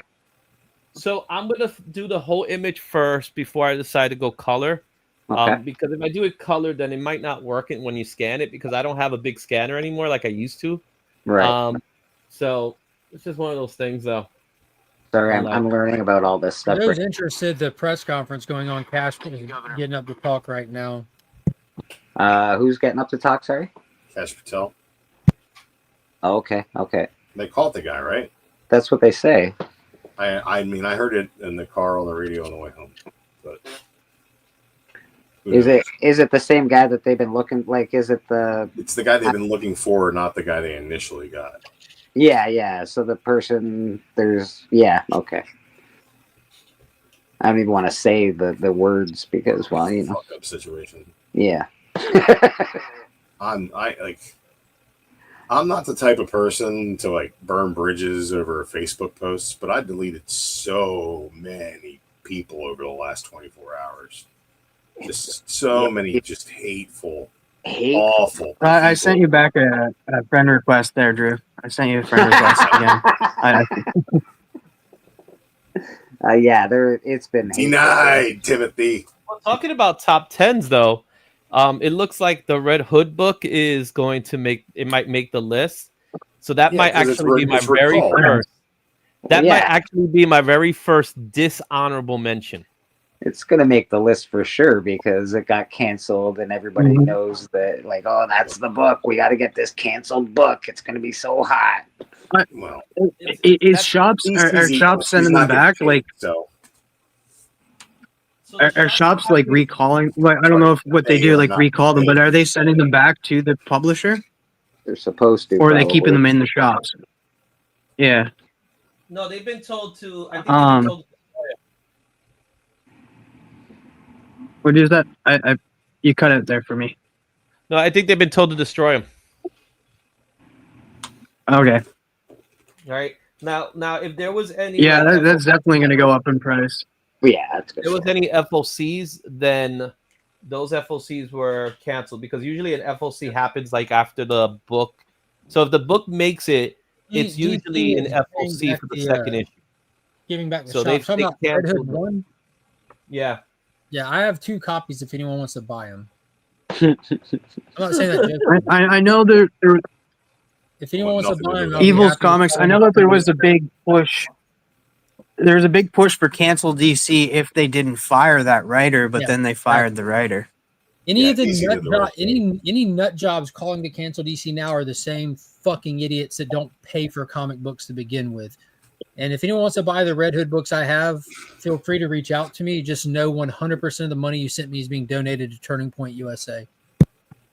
Whoa, nice. Good job. That almost makes me want to buy it just to know that you're doing that part, and then sell it again. Oh, I'm donating to him regardless. But that was just disgusting. That was just disgusting that someone would go as far as say what they did. They said when that was just awful. I think that the majority of the people who have said horrible things have never heard Charlie Kirk speak. Ever. Because fucking ever. Such a respectful individual, such an intellectual, such a brilliant mind. Like, I don't agree with a lot of what he says, and I can tell you that you can disagree with it, but but you can have a different worldview than he does, and that's perfectly fine. That's exactly what he wanted. He wanted to talk to different people with different worldviews and open people's mind to critical thinking. The one person in any of this political bullshit that is wide open to everybody and anybody and offers his platform to anybody and everybody, and they fucking killed him. That's crazy. I mean, all they did was silence their own stupid ideology, and they propelled his. He was a faith-based educator, faith-based educator and activist, and they shot him. I mean, oh wow, that happened in the '60s a lot too, and it was the other way around politically. So I really wish everybody in this world would just take their head out of their fucking ass. It drives me insane. The fact that we're assassinating people in 2025 is ridiculous. It seems like an old-timey thing to do, and it happened just recently. It almost happened to President Trump. And again, I'm not a Trump supporter or this gentleman. I'm not his supporter either, but I'm not against them, if that makes any sense. Yeah, it makes perfect sense. You don't have to be against somebody. You may not agree with a person's ideas. That doesn't give you the right to take that person's voice away that way. Y'all remember not long ago when everybody with different opinions still had the same goals in mind? It was just the pathway to that goal was what differed. Now it's like people don't have the same goals in line. It's just there's so much anti-American sentiment in this country that just runs rampant that it's just insane. And we've gone through 6 years of one insane political ideology being allowed to go unchecked, and anybody that had any thought or pushback against it canceled, fired, kicked off social media, like taken out of the political square, out of the public square, that these insane, extreme political ideologies were thought to be common sense. And now the point, like the nuts are running the asylum, and that shit's fucking over with. That's why extreme people think that they're so justified. It's crazy. Like the writer for DC that was fired, everyone's like, freedom of speech. This is crazy. Where's the outrage? Well, for 6 years, freedom of speech was literally attacked by the government, coordinated and attacked by the government, proven. And now this person has the freedom of speech to say these insane things. But the good news is we now have the ability to see them talk stupid as fuck and know they belong in a nut house and not in the general population. Not only do they not deserve to be at DC Comics, which is DC's decision to make, they deserve to be in an insane asylum for the fucking comments that they made. That person should be evaluated in a mandatory 72-hour hold to make sure that they're not a threat to themselves and others in public. That's how this country was ran. That's how this country stayed safe, and that's what we've gotten away from. Fuck these psychopaths. There's no place in society for them. Get bent. Well, here's the thing is they still have free speech, which is why they're not in an asylum and why that they're not arrested, right? They lost their job because it's bad for business. And that is what it is. And I applaud DC for taking the right stance to take that kind of person out of a job with them. If you hurt our money, you got to go. We hired you to make us money. Exactly. If you hurt our money, you got to go. It has nothing to do with your political stance. But I will say this. Politically, I think that nobody will ever know where I stand on anything because I'm a lifelong Democrat. And the leftist agenda is so batshit fucking crazy. It's just batshit crazy. Yeah, I've been a liberal my whole life. I cannot stand for or even come close to touching anything that the outspoken left stands for these days. Well, and where were these posts made? on Blue Sky in this Blue Sky, where they went to get away from hate speech. The same place Go where fuck yourself. child predators operate unchecked publicly. Right. Publicly Well, we unchecked. can't be on Twitter anymore. There's too much hate speech. And then this is the kind of shit you post? Like, get fucking bent. That's just what a load of fucking hypocrisy. I think that goes both ways with both far end spectrums of both. I would agree that there's far end. For real quick, for context, when somebody on the left gets what appears to be unjustly harmed, what's the response that happens from the left? They burn down cities, they destroy businesses, they attack individuals, they go to the street and they fucking riot. They loot small businesses, they burn down their own neighborhoods. Their own businesses. Charlie Kirk people's personal property because they hate Elon Musk. People, including his wife and his children, gets brutally murdered. And what's the response from his followers, from the people that believe the way he did? They go out and they pray. They go out and they console each other. They look at the that's all you need to see to talk about the way people believe and operate in this world. Look how they react, bro. I'll say that's all there is to it. I have very liberal beliefs personally. I am, like I said, a registered Democrat. This last election cycle is the first time I didn't vote on party lines, and the reason being is I have a very deep distrust and dislike for what I would call the extreme right. But and as far as crazy goes, I've seen the people that I'm supposed to be on their side. Those crazies have fucking lapped the crazies on the right by far, 3 or 4 times at this point. Where like the fringe right are weird white supremacists like loading their guns on a farm somewhere. Yeah, it's so such a minority. Minute. The and population they have of the far right. They have no political influence at all. Dude, the far left, go to any major city, there's a protest going on. Lazy fucking people who don't want to work for a living, complaining about things that they want for free and the special rights that they want to be afforded. Trying to shut down any form of free speech. Because identity politics separated fascists. Everybody, and the left is the most self-centered fucking group of them. It's insane to me, the self-importance that these people have.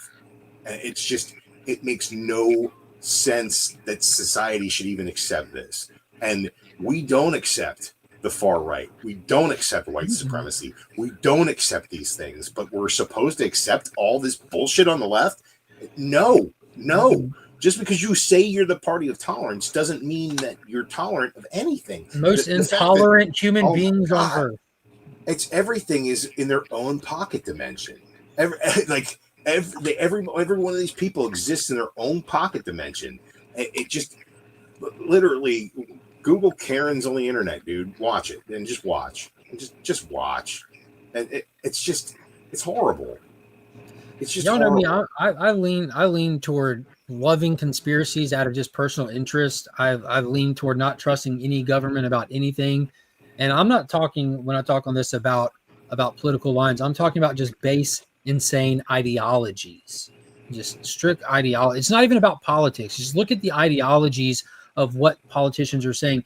And the current administration is such an amalgam of political beliefs and different ideologies. This is not a far right cabinet. This is a mixture of Democrats, Republicans, a couple of neocons sprinkled in there that they couldn't get out. 2 people who ran for president as Democrats in the cabinet. And then after the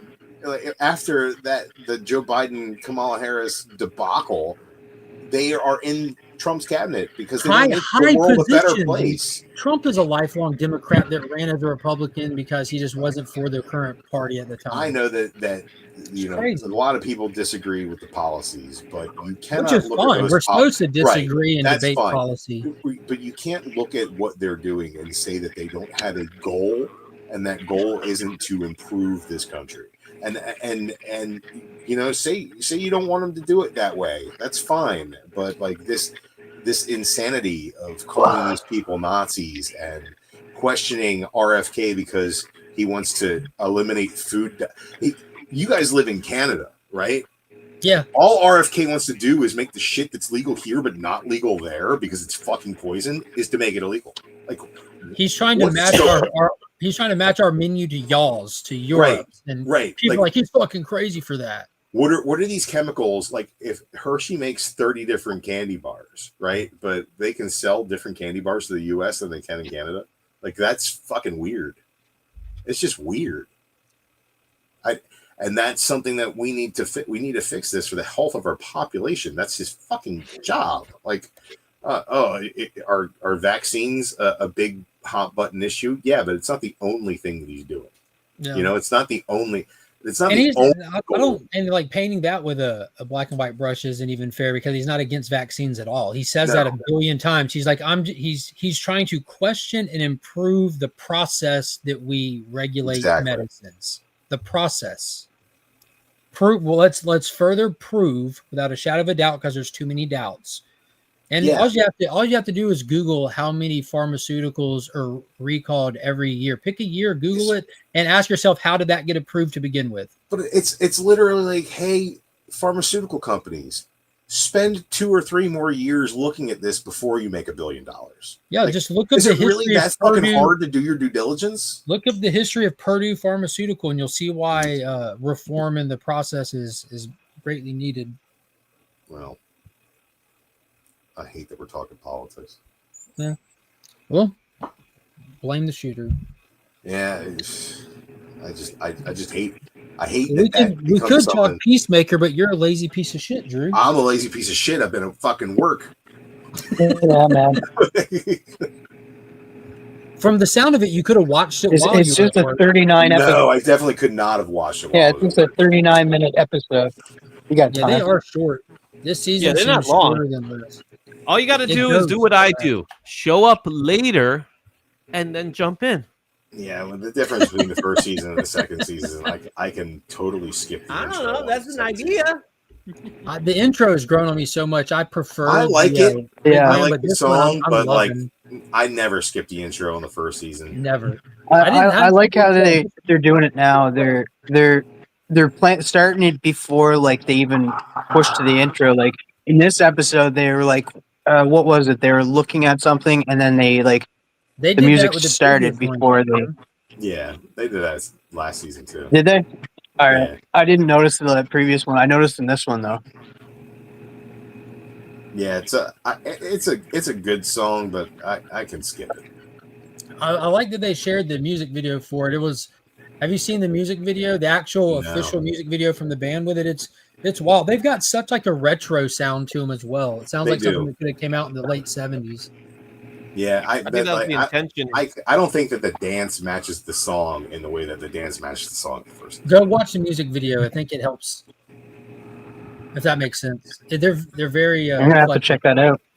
It's really cool. I enjoyed the like stone face, like get your moves in right choreography with the song from the first season much better. I think the comedy of that works much better. The only one that looks weird to me is when Emily, the second Emily, alternate hardcore. Yeah, I think that they're using a double, to be honest with you, because if you look, it's like one continuous camera shot, and regular hardcore and Peacemaker get pulled backwards from each other, and alt court is already right there. So there's no cut at all, or a double or something in that moment. Mm-hmm. When you have her face up close and her jawline looks very different. Yeah, maybe face swap. Yeah, I'm pretty sure it was Nicolas Cage. Yeah. Cut the crap, a-hole. Did you hear the Arnold Schwarzenegger story that he was supposed to be in The Rock? Nuh-uh. Like The Rock, really? Like with Sean the Connery. Michael Bay masterpiece. Yeah, he passed on it. He's like, Nicolas Cage got the part and he did a wonderful job. Like he did. I could not imagine. Right? How bad that movie would have been with Arnold Schwarzenegger in it. I absolutely love that movie, but I'm a diehard Michael Bay fan. That's Michael Bay's best Arnold movie. Schwarzenegger was going to play the geeky fucking that role. He was going to play the scientist role. He was going to play the role of the lead, not Sean Connery's sidekick in this whole adventure. That's I insane. like how Sean Connery gets top bill for the poster. And dude, isn't that Sean that Connery's moment just amazing in that iconic? movie. Yeah, he is. So is Ed Harris. So is Michael Ed Biehn. Harris is great in that movie. Ed Harris is so good in that movie. Sean Connery has a line in that movie that might be one of my favorite quotes of all time. Can you guess it? Nope. Losers always whine about their best. Winners go home and fuck the prom queen. 8 tit. 8 tit. 8 tit. Yeah. You know what I'm talking about? Swords. The rapists. Oh, yeah. That's therapist, Mr. Connery. S words, yeah. Mark, have they given us a date for lanterns yet? Wait, this is a sound the dog makes. Moo. No, that's the sound your mother makes. We would have taken Bow Wow or Wolf. That's the sound your mother makes. Digging. You been digging? You smell like dirt. What does dirt smell like? Like dirt? Weird question, Drew. I've never smelled dirt. You're a goddamn lie. I smell like soil, like topsoil. What is soil if not dirt? Topsoil is enriched with nutrients and has higher nitrates in it. It's going to smell more like all you just told me is I smell. got good dirt. That's all you told me. I got good dirt. I wish Rob Fastax was here because he's going to tell you something. He fucking knows nerdy about meats, dirt. not dirts. He might know something nerdy about How you dirt. gonna be on your side now? Rob's never cooked a steak in the dirt. He could have. He's not even a fan of pellets. Maybe he's done an open pit pig before. Oh, that's pretty delicious. Fucking pig in the ground. Now that you mention it, he's going to get into like the different densities of dirts and stuff when digging a pit. You're probably right. Yeah. Yeah. Permafrost and all kinds of bullshit. I mean, we went on a deep dive about fucking fonts. And scrotums earlier. Yeah. Look, when it comes to scrotums, I know my stuff. And in that healthy conversation, I think I bid you an adieu. Gotta go check out your scrotum, don't you? I knew it. I have to. You got at least check it once a week. Touch your balls. Feel your balls. For fleas. Yeah, make sure to cup your balls before you poop, man. Yeah, man.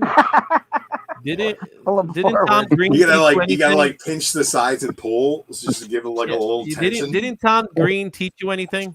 Yeah, exactly. I think Caroline was just probing Yeah, he for taught me that if a information. baby's born stillborn, wave it around your head by the umbilical cord, and that shit'll come back to life. Back to Freddie life. Got There you Fingered. go. Great fucking movie. Daddy, would you like some sausage? Where's your LeBaron, Freddie? See you Where's your guys. LeBaron? See you, All right, buddy. Izzy. That movie was insane. Rip I haven't Torn was seen that hilarious. I saw that long movie in the time, theater. bro. It's actually What a on. It's on whatchamacallit right now. Is it Hulu? I think. That movie was kind of a big deal. I skateboarded a lot growing up, like for years and years. And Birdhouse put out a Tom Green board, and it was him like in Indian style with the deer scalp over him. And I actually ordered it, so I was excited for that movie. And it was a big deal. Tom Green skating in the opening scene, and his brother breaking his leg on the little half pipe under the garage and I stuff. love watching him being interviewed. It was over. Some of it was just over kind the of top. embarrassed about it. When he's licking the wound. Yeah, over the Oh, top, God. like toe over the top. It was like, oh god, why? Yeah. Why? Chewing off the umbilical cord. Numb legs. Oh my god, what a great flick! Where's your LeBaron, Freddie? That was a good one. Are you up to speed on Alien Earth, guys? Oh yeah. I fell asleep to the latest episode early yesterday morning. It was good. It was story building, I guess. It's a little. It started to drag towards the end, and it was a very long day. So I thought it kind of built. Like that's when we get to our suspense. It just felt like such a whiplash moment going from the last episode, which was like its own self-contained, almost hour-long movie, back to like the corporate espionage and having to get our characters back. The arbitration was fucking cool. It was with his little dirty feet. He had Kmart foot. Yeah, well, he just walks around barefoot all day. You can't have clean feet, no matter how much you clean your feet if you walk around barefoot every day. I mean, it's still early in the day, but I don't wear shoes unless I'm at work. Come see I me feel when like, you walk again, we around have- in a city getting to a I'll arbitration. check it. Well, to be fair, and I thought about this watching it, that dude went from his clean facility onto an aerial vehicle, onto a landing pad, straight into that meeting. I thought about it. There's no reason for him to have dirty feet unless he just hasn't How showered his clean do you feet think in that days. facility is? Because like Did there's you always look these at it? dirty corridors where there's like a dude in a he fucking landed suit right by burning the things with a meeting. torch. There's something weird going on there. He was I haven't right seen there. one janitor in the whole show, so I'm questioning. That's not true. The janitor burns things with a torch wearing a every hazmat suit. single episode they keep going back to the janitor, and I've been waiting to see what's the deal with this janitor who's sitting there with like the little tar torch. Yeah, he's burning the tar, which leaves ash on the ground of the Oh, facility, that's which gets dirty his feet foot. dirty. Okay, that he's there to try to keep this guy's feet clean. Okay, it's the eternal battle. I got it now. It's all coming together. It's all coming together. I don't know weird why janitor. she has to have the information that Morrow has about there being sabotage. So I don't know why she didn't bring that up, because it's obvious that but he downloaded that information into himself and then uploaded it to her when he got back. it'd be discriminative against her too, because they were planning on bringing these creatures there. I know that's already out in the boat. Like they have already mentioned that happened, but that evidence. What? I would just say that. But is it 100% that they were coming back to Earth with the creatures? Yes. Yes. Yeah. Because they said they had an off-world facility where they were. No, that was a lie for her to protect herself legally in that moment. Yeah, those were on the way back home when it got sabotaged. Yeah. Fair enough. I don't know, man. This episode was. We got 5 factions. There's 5 factions. All I've seen are these fucking robot kids that are. I guess we're witnessing the breakdown of robot children, is what we're witnessing. That's because this has got to be self-contained, because these things don't exist anywhere in the timeline post this show. Neither does this corporation. This show, this season, this really don't deep dive into know. Prodigy should be the fall of Prodigy, is what it should be, right? It has to be. At the same right? time, it could take a while for the show to develop that way, because as far as what we know about Earth and the alien universe, it's not that much as far as the films give us. Unless you get into like the expanded stuff with the novels, which aren't necessarily canon, but there's also big time jumps in between all the movies. So if they wanted to drag a show, if they wanted to do numerous seasons, it isn't like you would infringe on anything that's out, because it ain't like you're on a cover 150 or 300 years in a show. Exactly. So it's got time to kind of develop and have different angles to it. So right now, while Ripley's in space fighting to not have aliens come to Earth, they're already on her. Oh, she's asleep on her way there for like the next 30 fucking years. That's what. So this guy is a guy, like Legion said, it's got to be a self-contained thing. These are not. This isn't a company that we see in the future. So it's got to be the downfall of this. They're already escaping. We've got a robot that's messed up. It's already dead. We've got the boy Cavalier. It's already kind of self-contained anyway, though. We got a face hugger on somebody. It's got to be the downfall of this whole thing. Who's to say that Morrow's going to make it out with that alien that's attached to that guy? Because they are on an island, so it is already kind of self-contained. Mm-hmm. We'll see. I think that my favorite part of the episode might have been the Morrow and I don't remember his name, but Timothy Oliphant chat in the elevator. Oh, yeah, that was great. Timothy Oliphant's always fantastic, man. That whole the sheep with the eye thing was really just fucking odd in the whole show. I'm more interested in that than anything else. They just jumped the shark in season 2. It's just everything from the eye's perspective, and he's like narrated by Paul Bettany. Oh, She's like, I don't know what I'm doing here.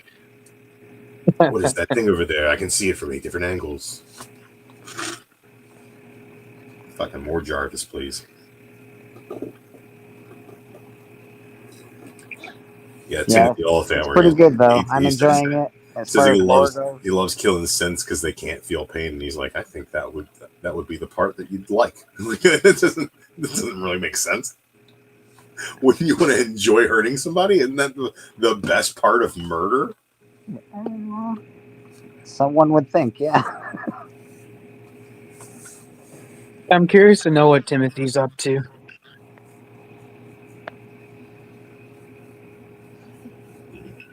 I love I put out the theory 2 episodes ago that, you know, we have these 5 companies. We learned 2 episodes ago that there is such thing called the 5. They do work together to keep this world functioning. They have their own goals, their own business practices, but the heads of these companies do have an Illuminati, if you will. Yeah. And who makes there's a the truce synths? of sorts. Well, who makes the synths? Does Well, Wayland yeah. make the synths? It'd have to be Wayland, right? It'd have to be Wayland makes the Yutani. synths. They always had. So Prodigy is trying to make the hybrids. You know, it isn't like Wayland makes sense and everyone gets to make their own synths. That's their property. Yeah. There is a synth working at Prodigy. Yeah. We've learned from every alien property that's ever existed that all synths have underwriting program codes in them that benefits Wayland over everything. Period. 100%. Timothy Oliphant is not against Morrow. At the end of this, he's going to be the one that brings the species back to Wayland as Prodigy is burning behind him. I 100% agree with you, brother. 100% agree with you. Wayland wins in the end 100% of the time. Yeah. I think that's an interesting way to look at it, but also if Cavalier has the ability to do what he's done with these synthetic children mind synths, I don't think he has. What's that? I don't think he has. You know, like the debate that's happening inside of Prodigy, and also that we can bring outside of it and debate it, which is a great.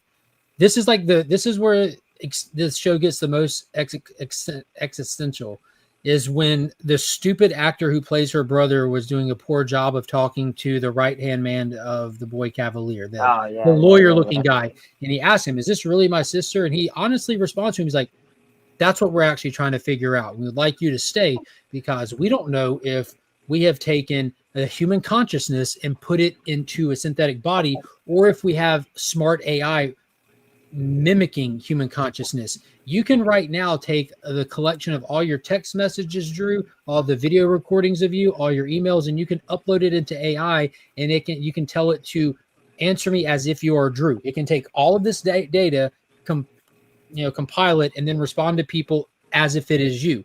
That's what they've applied to this television show. We don't know if this is actually his sister's consciousness or if this is actually a Swamp Thing situation where the green is just presenting itself as Alec Holland, but Alec Holland is actually fucking dead. Okay, so here's the thing is, what's her name? Marcy? Marcy's actually fucking dead. That's an actuality. Her body is dead. Yeah. Her mind is dead. Yeah, there's no question about that. Her consciousness as a computer program, all that has to be is AI. That's all it could ever be. It couldn't be anything more than that in actuality, like in function. So it's all about whether or not the AI is good enough to maintain itself in that way. Well, no, I disagree. They could have just done what I just described. Their actual goal isn't to have smart AI. Their actual goal is to have in this show, they have discovered what consciousness is. We have to start with that presupposition that in this world, they do know what consciousness is, which we don't fully understand it in our time and day. They do here, and they have not only understood it, they're at a point where they're testing to try to move it. If you can if you can do organ transplants, they are actively trying to do a consciousness transplant where they are moving your genuine consciousness over to a different vessel, not just a replicant. I understand it's being held. It's being held inside of technology versus biology. I get that, but they're trying to figure out in this show if they have successfully did a consciousness transplant or if they are having AI mimic consciousness. Where's the source of the intelligence? Here's what I would say is consciousness, whatever it may be, right? If you want to call it memories and personality, right? Well, no, in the show, you have to presuppose that they have discovered it, know it, and that's a given that we all have to accept moving through this show. But here's what I'm saying is the second that it's in an artificial body, it's artificial. It's not your consciousness, the vessel that's holding your consciousness. I get what you're saying. I get what you're saying, but it's not applicable to the show is what I'm saying. What I'm saying is in order for it to be applicable to a science fiction show, it has to be based in science and be fiction. But it also which it is.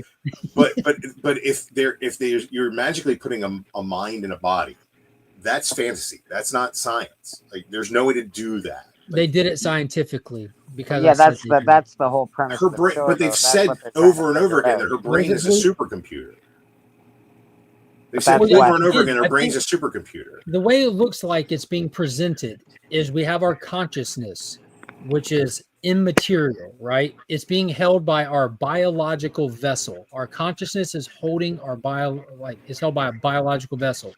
Can we remove our consciousness and put it into a mechanical vessel? Now, at that point, it's holding our consciousness. It's not the source of consciousness. The source hasn't changed. Consciousness comes out and it's being put over here. I get what you're saying, and I completely agree. And that's actually the debate that's happening in the show. Have they done what I'm asking, or have they simply just have a situation where we have smart AI mimicking consciousness? Because what you're saying, it can be done today. You can have smart AI mimic consciousness. AI is not today. where it needs to be. I didn't say it is, but I'm saying Right. we're seeing that happening already. You're right, exactly. But we're talking about advancements in supercomputers. Winona Ryder's character from Alien Resurrection was just a straight up synth. Straight up synth. Yeah. She was a Wayland Yutani synthetic. Mm-hmm. And Ripley was just a straight up clone. Yeah. But I fully get what you're saying, Drew. It's one of those conundrums, those complexities, those existential questions about the concept of moving consciousness to begin with. But I'm just asserting that I think they've presupposed the knowledge of consciousness before the show ever started. We're starting with that presupposition, is all. I would say that it's not consciousness that is that etherealness. The consciousness is you can replicate. It's thought patterns. It's it's personality traits. It's memories, and it builds off of that. So consciousness, I would say, is something that you can transfer mathematically. It's well, how about this? But I would say for that the sake of understanding, you're looking at it. I think we're looking at the word consciousness as soul. Yeah, I was about to say, why don't we just replace the word consciousness then to soul? Can you move this person's soul I would from say this that's biological body to this mechanical one? Can I live forever, or is it just? Yes, you can live forever, but here's the thing: is as soon as you die, and a new you lives for the rest of forever. Yeah, but that's what they're trying to get around. They're not trying to new you. Have they preserved the same you? Like if my leg gets blown off and I get a prosthetic leg, this is my prosthetic leg. It's still on me. I am still me. Now, this person's body, this whole body broke down. Have they replaced this person's whole body and they are still them, or is this a different them that isn't them? Exactly. That's the question that in the show they're actively trying to answer that we don't have the answer to yet. We don't know the nature of the hybrids, if it's just smart AI or if they have preserved the soul. I would say the only thing that would confirm that it's a full soul consciousness swap is that the initial death of the subject, right? So it's do they just kill that subject because they know that if there are two of them at the same time, it'll fuck up their fucking experiment? Yeah, well, I guess we don't know because the old body only died in that moment because they removed, air quotes here, they removed the soul and the consciousness from one to the other. That turned off the old body in that process. We don't know those flashing lights when they initiate the robot just frying their brain? Yeah, exactly. Yeah, are we toasting them? We don't know. Right. And I would love this show to get into more of that for sure, because they raised the question, but we're not doing anything to explore the question since they raised it. We had the flashback episode, and then this episode that really just did a lot of shoehorned exposition bullshit for what's coming. Like, hey, we need you to go on a security walk with the actual professional trained security team that we've hired and brought in because we need you to go on the security walk with them. And while on a security walk, hey, aren't we out in the middle of the ocean? Yeah, no one can invade us unless aren't we away from planes? Yeah, planes can't reach us. How does anyone get off this island? Well, this walking path that we just happen to be right next to at the end of it is a fucking dock. Like this is kind of some shoehorned exposition that's going to obviously come into play later and is setting the stage for questions we might have when shit hits the fan later. Why doesn't Wayland just invade them? Why doesn't people just show up here? Or how isolated are they? How do people get off the island if in an emergency? They kind of gave us all of that shit in kind of goofy moments, but I don't judge them taking those opportunities for. No, I didn't hit it for it. You need to get there somewhere. Yeah. And as somebody who's watched so much stuff, this kind of stuff happens in everything. It's just funny when you watch enough stuff, you see when, okay, this is our exposition dump, so we don't ask these questions later. You know, why did this ship crash in the middle of this city? Why didn't someone do something about it? Well, they answered those questions later, but I even asked those questions. Like, that seems a little wild. But then in episode 5, we see that ship was specifically sabotaged to crash exactly where it is. It wasn't a coincidence. It wasn't an accident, and it was unstoppable. They got into all of that in episode 5, but in episode 6, we just gave the answers before the questions. You know. And I know this is going to be like a silly question. Are we sure all of these kids are actually gone? Oh, I don't think we've answered that either. Or do we know? Are we confirmed yet? Where's their body? Did they funeral them? Did they incinerate them? I know they say oh, Dad, we went to a funeral for you, but like it's Wayland. Oh, they're under the Vatican. They're under the Vatican. I told you wouldn't expect it. There it is. Told you wouldn't expect it. It's a circle.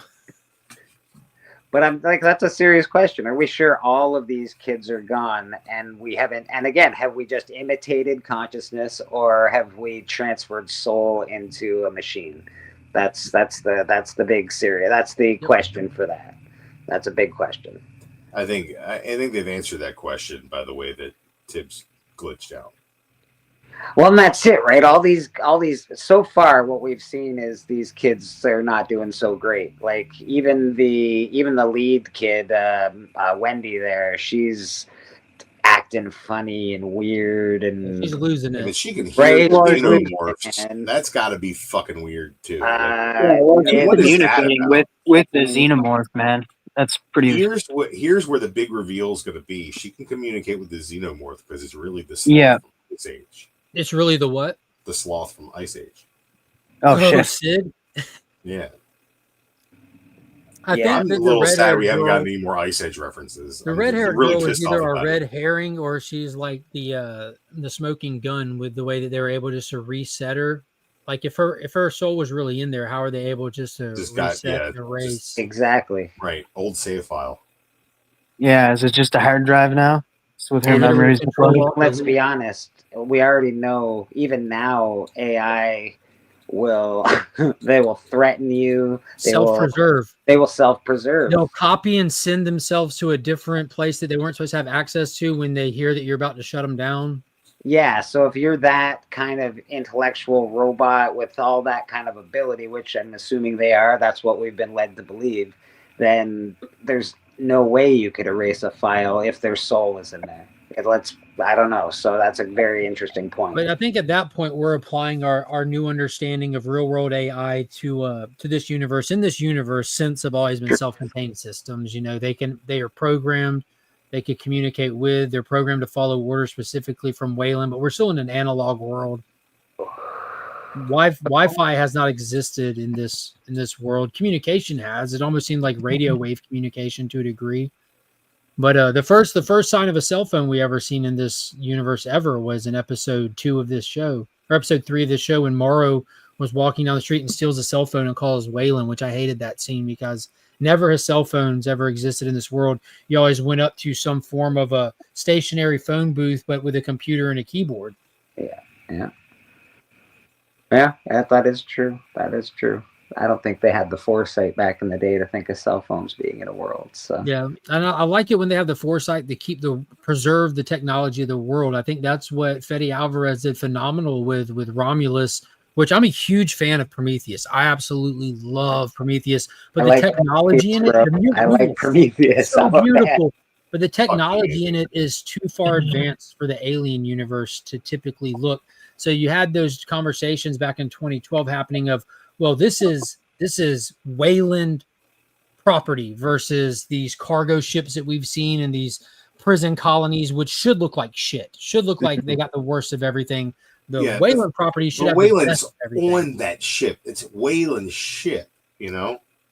Well, no, there's a difference. Wayland himself was on board this ship. This is his personal vessel versus just these things that are supposed to be hauling trash for him. Right. This is a 100, a 300-foot yacht. It's not a boat. Yeah, exactly. It's not a cargo ship. Exactly. Right? That's the difference. Yeah. So I see that. I see that as a valid excuse for the upgrade. But it had to be thought through. It wasn't like just on face value from the trailer, for example, not knowing Wayland's on this bitch till the end. Right.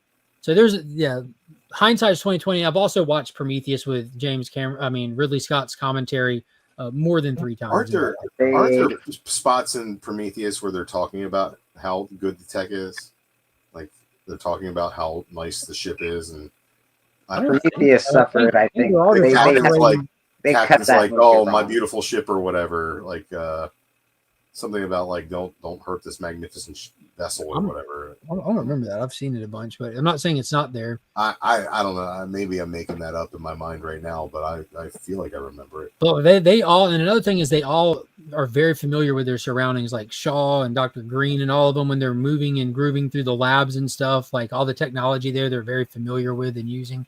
So again, watching it for the first time, you're like, this is just the technology of the day. But these people are they're first pick employees for this company, so it makes sense for them to be familiar with it, I guess. Yeah, and there's some cool technology.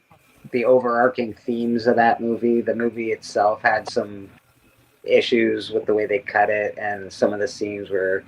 The one thing that I would complain most about in Prometheus really is when she had that baby alien and then went to the pilot afterwards and wasn't like, yo, bro, there's a fucking alien on board. I just birthed an alien. I just want you to know. Yeah, but that was her baby.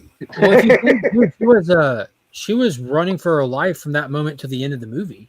Yeah, but she could have stopped for the 2 seconds that she did talk to him and be like, hey, we got issues. There's problems. She did my favorite trope in movies where the thing's falling on you.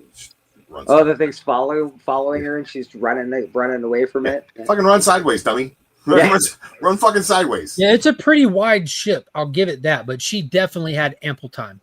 Right. We're talking about, are you going to run 200 yards or are you going to run a mile? 50 yards? Like, run 50 fucking yards. The scene where she had to put a ladder up to get to the wherever she had to get to. There's no ladder in sight anywhere until all of a sudden she grabs a ladder. You're like, where the fuck did that ladder come from? Are you kidding me right now? Store. It's a folding half ladder. It's just so good. It's so good. But besides those things, nobody can hear you scream, but there are little giant ladder systems lying around. Just lying around in the middle. I think the only thing that got to me was the naivety of the zoologist when they met the hammerpede, the worms that got in the black goo that were like, hey, little guy, hey, like, bro, on Earth you wouldn't fucking do that with a snake. Why are you doing that with an alien snake? Dude, it looks like a cobra, and it just opened its thing at you. Are you kidding me? Instantly you go, that's not a cute little guy. That's a dangerous. Yeah, that might be dangerous. Yeah, it's funny how the creature department, they can figure out how to make all the predatory aspects of an animal, fall in line with this creature, but the zoologist who specializes in these things doesn't notice any of that shit. None of it. This is fine. It's like, why is that thing rattling? His hair's standing up on his back. Maybe he's not happy to see me. But I did like the overarching themes in the Prometheus, even the next one after that. I wish they were able to finish that series just because I did enjoy it. I enjoyed David. I enjoyed the he was really good. What was Michael Fassbender? I think his name. I watched Michael Fassbender read the phone book. He's so good, and so there were some really good things in those movies. It just bad cuts. I'd like to see the Ridley Scott commentary on it. That'd be fun. Oh, yeah, that's great. Just grab the Blu-ray and dude, what I want, because there's a lot of movies I listen to the director's commentary, but I was fighting tooth and nail, excited for the day for that to come out. I was the store manager of a movie stop at the time as well, so I had the movie like a couple of weeks ahead of time. And we're encouraged as employees to take we'd have a store copy we'd open, and as employees we're encouraged to check them out. We'd have checkout lists, go watch the movie, because we want to be able to talk to customers about films. It makes a huge difference when you know your product you're selling. It really does. But I remember having like a watch party at my house with my friends when that came out, so we could watch the commentary, because the opening scene with the engineer coming down to this androgynous planet and almost ritualistically drinking the goo and decomposing and falling into the water and it decomposing down to a cellular level and all that.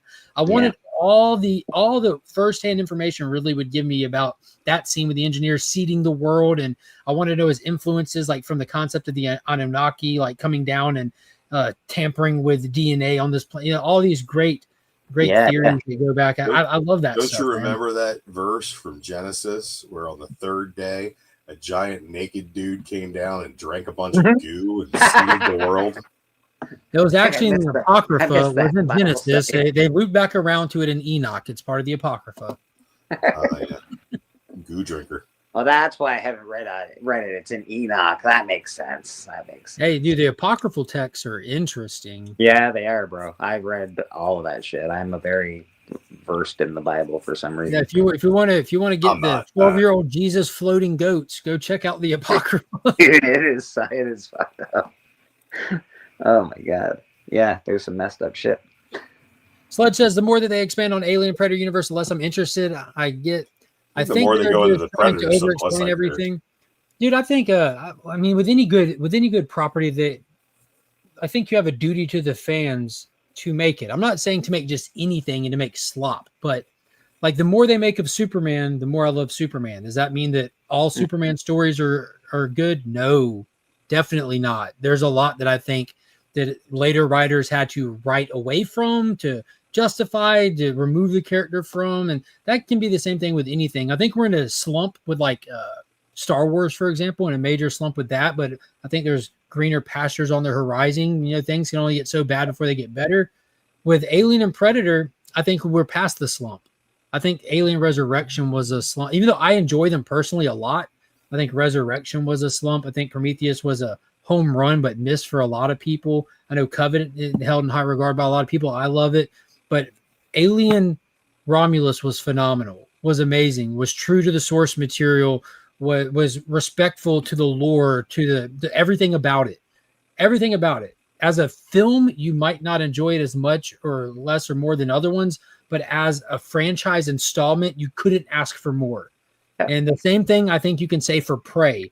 Prey was amazing addition to the Predator franchise. We've, as Predator fans, been wanting something in the past for a long time. I love Indian stuff. I love Western stuff. And it was super cool. It was a huge leap forward. It was a huge, for what we've gotten with the Predator franchise, that was a massive leap forward. In the Predator. I'm not saying it was perfect. I'm not saying it was perfect. I get it. There's this little scrawny gal that throws an axe with a rope on it that is ridiculous. I bet you the weakest female Indian you can find back in the day would drag 10 of our best MMA fighters today. I am native, so I'll give you that. I'll be like, yeah, you're damn right, Mark. You're drinking some weird Kool-Aid over there. Dude, I think assuming like any idea how much testosterone is pumping through these MMA I'm not talking fighters. about the men. I'm just kidding.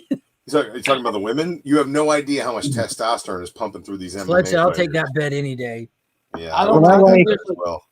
You know, it's like I just go back to that same concept. Like some of the strongest women, if you just put them in an arm wrestling match, just an arm wrestling match, which is like an average guy, there's just such a disparity between like the physicality of a female and a male.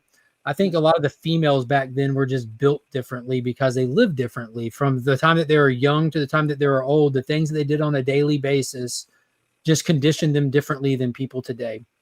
Yeah. So I think a lot of the strongest women we have today don't start that way. They train themselves that way after they get to a certain point. But Sledge does a little bit about some of these Amish butter churners. Yeah, that's what I'm saying. You go get me Mary from the Amish community to go arm wrestle with some of the toughest women you know. Sledge, I get that you don't like Prey, and I understand probably why you don't like it, but I think it was a leap forward, and I think what we got afterwards, Killer of Killers, was awesome. Killer Killers was good, was except good. for the stupid bullet story with the Yeah. World War II one.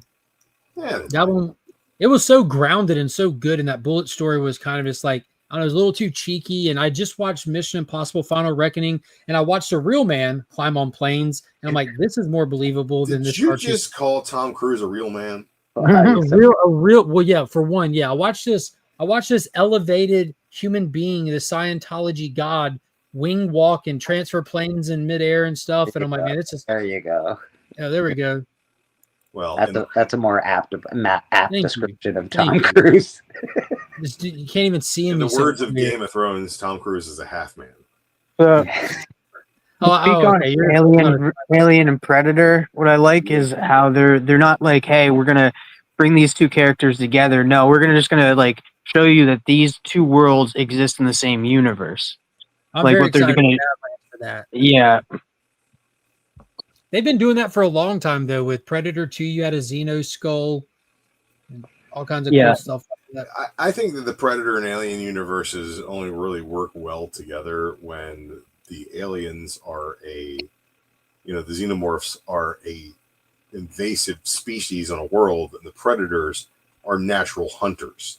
I don't think I don't like the Alien versus Predator movies because I'm not a big fan of throwing too many people into the middle of it. Like, hated them. I hated all of them. I think you're bending over backwards to shoehorn a plot with human beings in it. And then the last one was and then that just gives you less of what you want, which is aliens fighting fucking predators. The last one with the awesome like body armor. They're like, oh, we got a gift from space, and now we have a superhero body armor. I'm like, Did you see what was edited out of that one though? At the end, like there's even NECA figures for it. It's called the Emissary. It's a predator that is there with them in that room. Like, because predators have very regularly presented humans with gifts throughout the franchise. Nothing. That's true. That is Harrigan's true. gun. That's like the Agent Coulson of the Predator alien stuff right now. That Harrigan's gun just keeps showing up. They have always presented stuff. That's not unusual at all. Especially if they when they lose a hunt, right? They usually when they recognize a person as you are a certified badass. Here's you a gift. Yeah, oh, that dude's pretty cool. Better give him a keychain. Exactly. Killed the rabbit myself. But the emissary in the room with them that was edited out that gave them that. There's actually a NECA figure made of him. The last one I liked was probably the Predators with the guy with the big Adrian Brody's. Yes. Yeah, I like that one. Yeah, that was all right. I like that. We want Predator hunting people. Who's he hunting? The best of the best from across the globe. Where's he doing it? On his turf. His turf. That's not fair. Not exactly. It's just not exactly. And I like that the director of that, again, director's commentary. Watch it for that one too. They wanted to recreate the feel of the jungle from the first Predator. So if you go back and watch it, you'll see where they intentionally put foliage between the actors and the camera in as many shots that made sense. So it gives you the feel of the thickness of the jungle that they're in, which the original Predator had that feel because they couldn't get around it. You couldn't get a clear shot. Yeah, Mark likes to feel the thickness, guys. Feel of the thickness for the win, guys. Girth. The word is girth. We've talked about this before, but Raised by Wolves is adjacent to this universe, but not this universe. You think they could shoehorn it in at some point if they wanted? Could it be the far-flung future of this universe? When the Crusades are happening again? Yeah.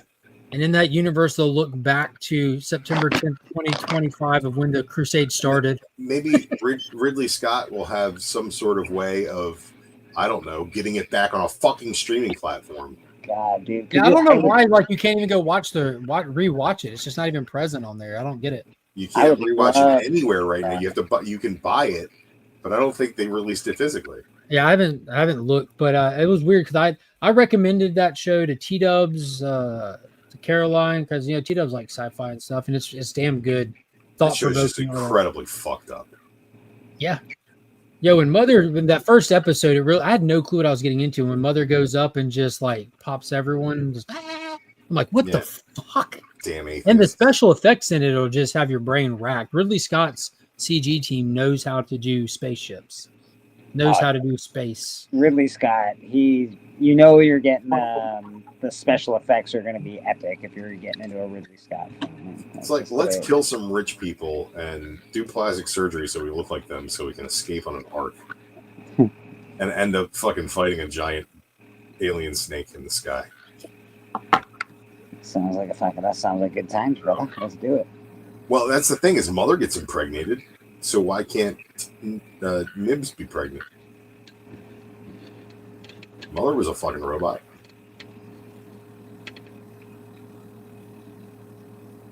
Maybe Nibs is pregnant by an alien. Maybe that eyeball. I don't know. They would have been able to pick that up. They did X-rays, like because there was X-rays on the screen whenever they were just before they. Why would they need to do X-rays? Couldn't they just run a diagnostic? Yeah, that is weird. Because yeah, there was X-rays on the screen in that when they were about to erase her memory. But I do have issues with like letting Wendy in, like let Wendy be the first one to wake her up and not know anything.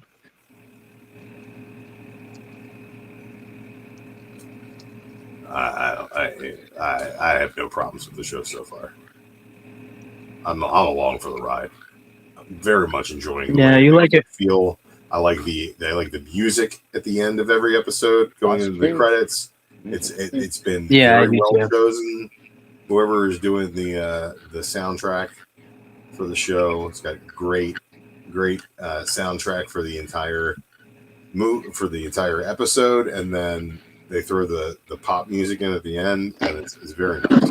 I honestly can't wait to go back and watch the whole thing when it completes this first season. I really want to go back. Just go back and binge it. Yeah, just binge the shit. I would love to see it in a row, like just 10 hours of it. I think it'd be awesome, man. I'm looking forward to that. Do robot priests have souls? Is that what we were talking about? They might if they got transferred by Prodigy. I don't know. That's what we were debating. Android Dream of Electric Sheep. Ooh, Blade Runner. Yeah, Blade Runner. Philip K. Dick. That is an insane. And we're back on Girth. He was an insane, batshit crazy individual who died penniless in a potter's field. He did a whole bunch of acid, was addicted to all kinds of drugs, was a fall down drunk, and he wrote every single science fiction concept that is popular today. Every single. Oh, he wrote the 3 Laws of Robotics? That's Asimov. I know. I was just proving the point is all. I just like to Nobody be cares about the laws of robotics anymore. It's about, are robots real? Do they have consciousness? Will they murder you? The Matrix, Terminator. I think that's where the 3 Laws of Robotics come into play. I think they're more important now than ever. We have to find a way to apply the 3 laws. Who's the guy that wrote Ender's? Wait a sec. Who's the guy that wrote Ender's Game? Because that guy came up with a lot of space theories as well that are That's Scott. Yeah, that's done like in Everett, so he's got to be in there. If you're gonna name people that gave us every theory, that guy's got to be in there. What's the big theory from Ender's Game? Well, Isaac Asimov's like the original. The big theory from him was folding space. Actually, he was the first guy I think to write about folding space. Oh, that was Einstein. Yeah, but he I get it, but as far as science fiction goes, he's the first guy to put it in books. Yeah. I'm pretty sure it was him. I like the Ender's Game movie. I'm a little upset they didn't expand that universe. But from what I hear, I didn't read any of the books, and I hear that the books really fall off after the first one. I read all of them. The first one's probably the best, and once you get into one, you got to sort of read them all to sort of figure out the life lesson in it. But it's pretty good. They're not Harrison Ford was really great in that movie. Harrison Ford was awesome. He's not so good in the Hulk, but he was awesome in that movie. Oh, I liked him as Ross. Dude, he was just too. Thank you. Give Harrison Ford a break, bro. Give Harrison Ford a break. I would give it to L. Ron Hubbard. Right L. after Ron Hubbard. Oh yeah. Laurent. Mr. Scientology himself. It's pronounced Laurent. Laurent Hubbard. Laurent. Oh my Sir God. Laurent Hubbard. Yeah. Well, he did write a lot of science fiction shit, man. That guy did write. Yeah, that's what he got famous from. I think he holds the record for most stories, doesn't he? And the one that came to video was not so great. Like Battlefield Earth. the book is so good too. The book is like Oh my God. it's bad thick, bro. I read Battlefield it. Earth, the movie. That's peak sci-fi movie right there. Put Star Wars and Star Trek combined to shame. Yeah. Yeah, probably that's probably his best role. See anything? Okay, Dick actually wrote Man in the High Castle too. LaRon Hubbard. LaRon Hubbard. LaRon Hubbard that's a thing now. Appreciate that. LaRon. You have to pronounce it French. LaRon Hubbard. I thought you said LeBron Hubbard, for Christ's sake. LeBron. LeBron. His friends call him Brawny. Brownie, you know Brownie. He's a good dude. Oh, we're after 11 o'clock. I'm about to hop off here. Yeah, I'm gonna go to bed. Well, congrats on the new job, Drew. Oh, geez, I'm working. Yeah, man. Way to go, brother. Third shift. It's a pain in my ass. But for the foreseeable future, probably from like now through at least Thanksgiving, I'm only working Monday through Thursday, so 4 10s. That's not bad. And, yeah, I do four long shifts a week as well. I like having the 3 days off. Yeah, me too, bro. I do 4 long shifts as well. The older I get, the less. TM does 4 long shafts, so like I'd rather be I'd rather be sore and wishing I was at home for only 4 days instead of 5. Yeah, man. Yeah, man. I'm with you, bro. I really am. I mean, this job seems like going to keep me busy enough. Like it's constantly something. It's a fucking 24/7. 365. Don't get me wrong, but man, I'd much rather be at home. So I'll take 1000%. I'll take those long shifts over short ones. Somebody was like, "What? How's this work? How do you work nights?" I said, "Well, I'm single. I don't have a social life. My daughter's grown. I can play Xbox anytime. It's like really all I do. Read comics, play Xbox, talk to you idiots. That's about it." I resemble that. Well, you're that just means you're really in touch with the youth of America. One of many. The kids these days don't have an Xbox. They're busy on their TikToks. I still got a PS4 for Christ's sake. Billy says, I used to give a copy of Dianetics as a Secret Santa gift to people I didn't like. But what if the joke's on me and they are Tom Cruise's best friends now? Yeah, living the high life. The thing about Dianetics is it makes a lot of sense until it doesn't.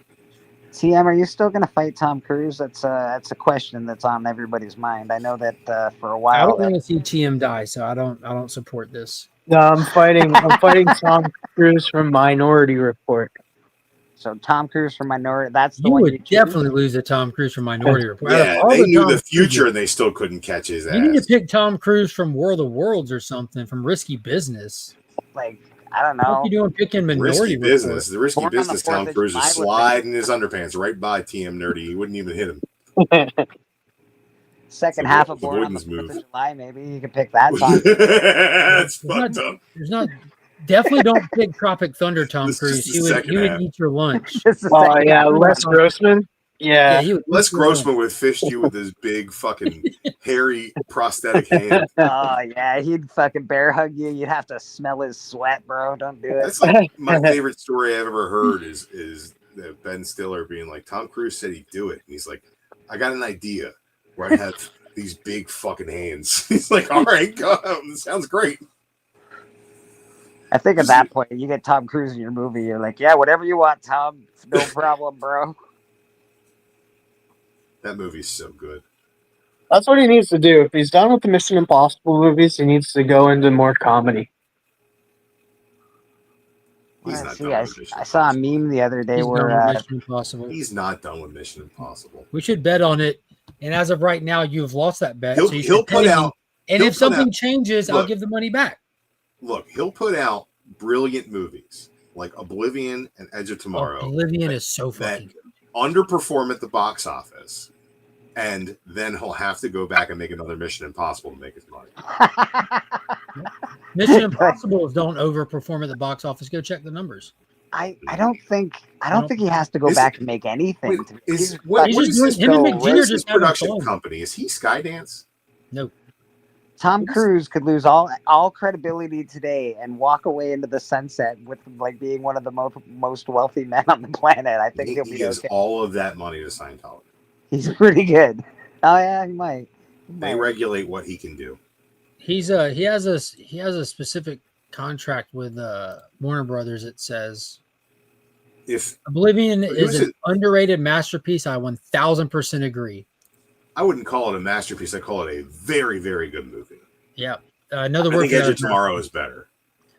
Oh, not playing a comparison game. Standing on its own merits, they're both fucking amazing.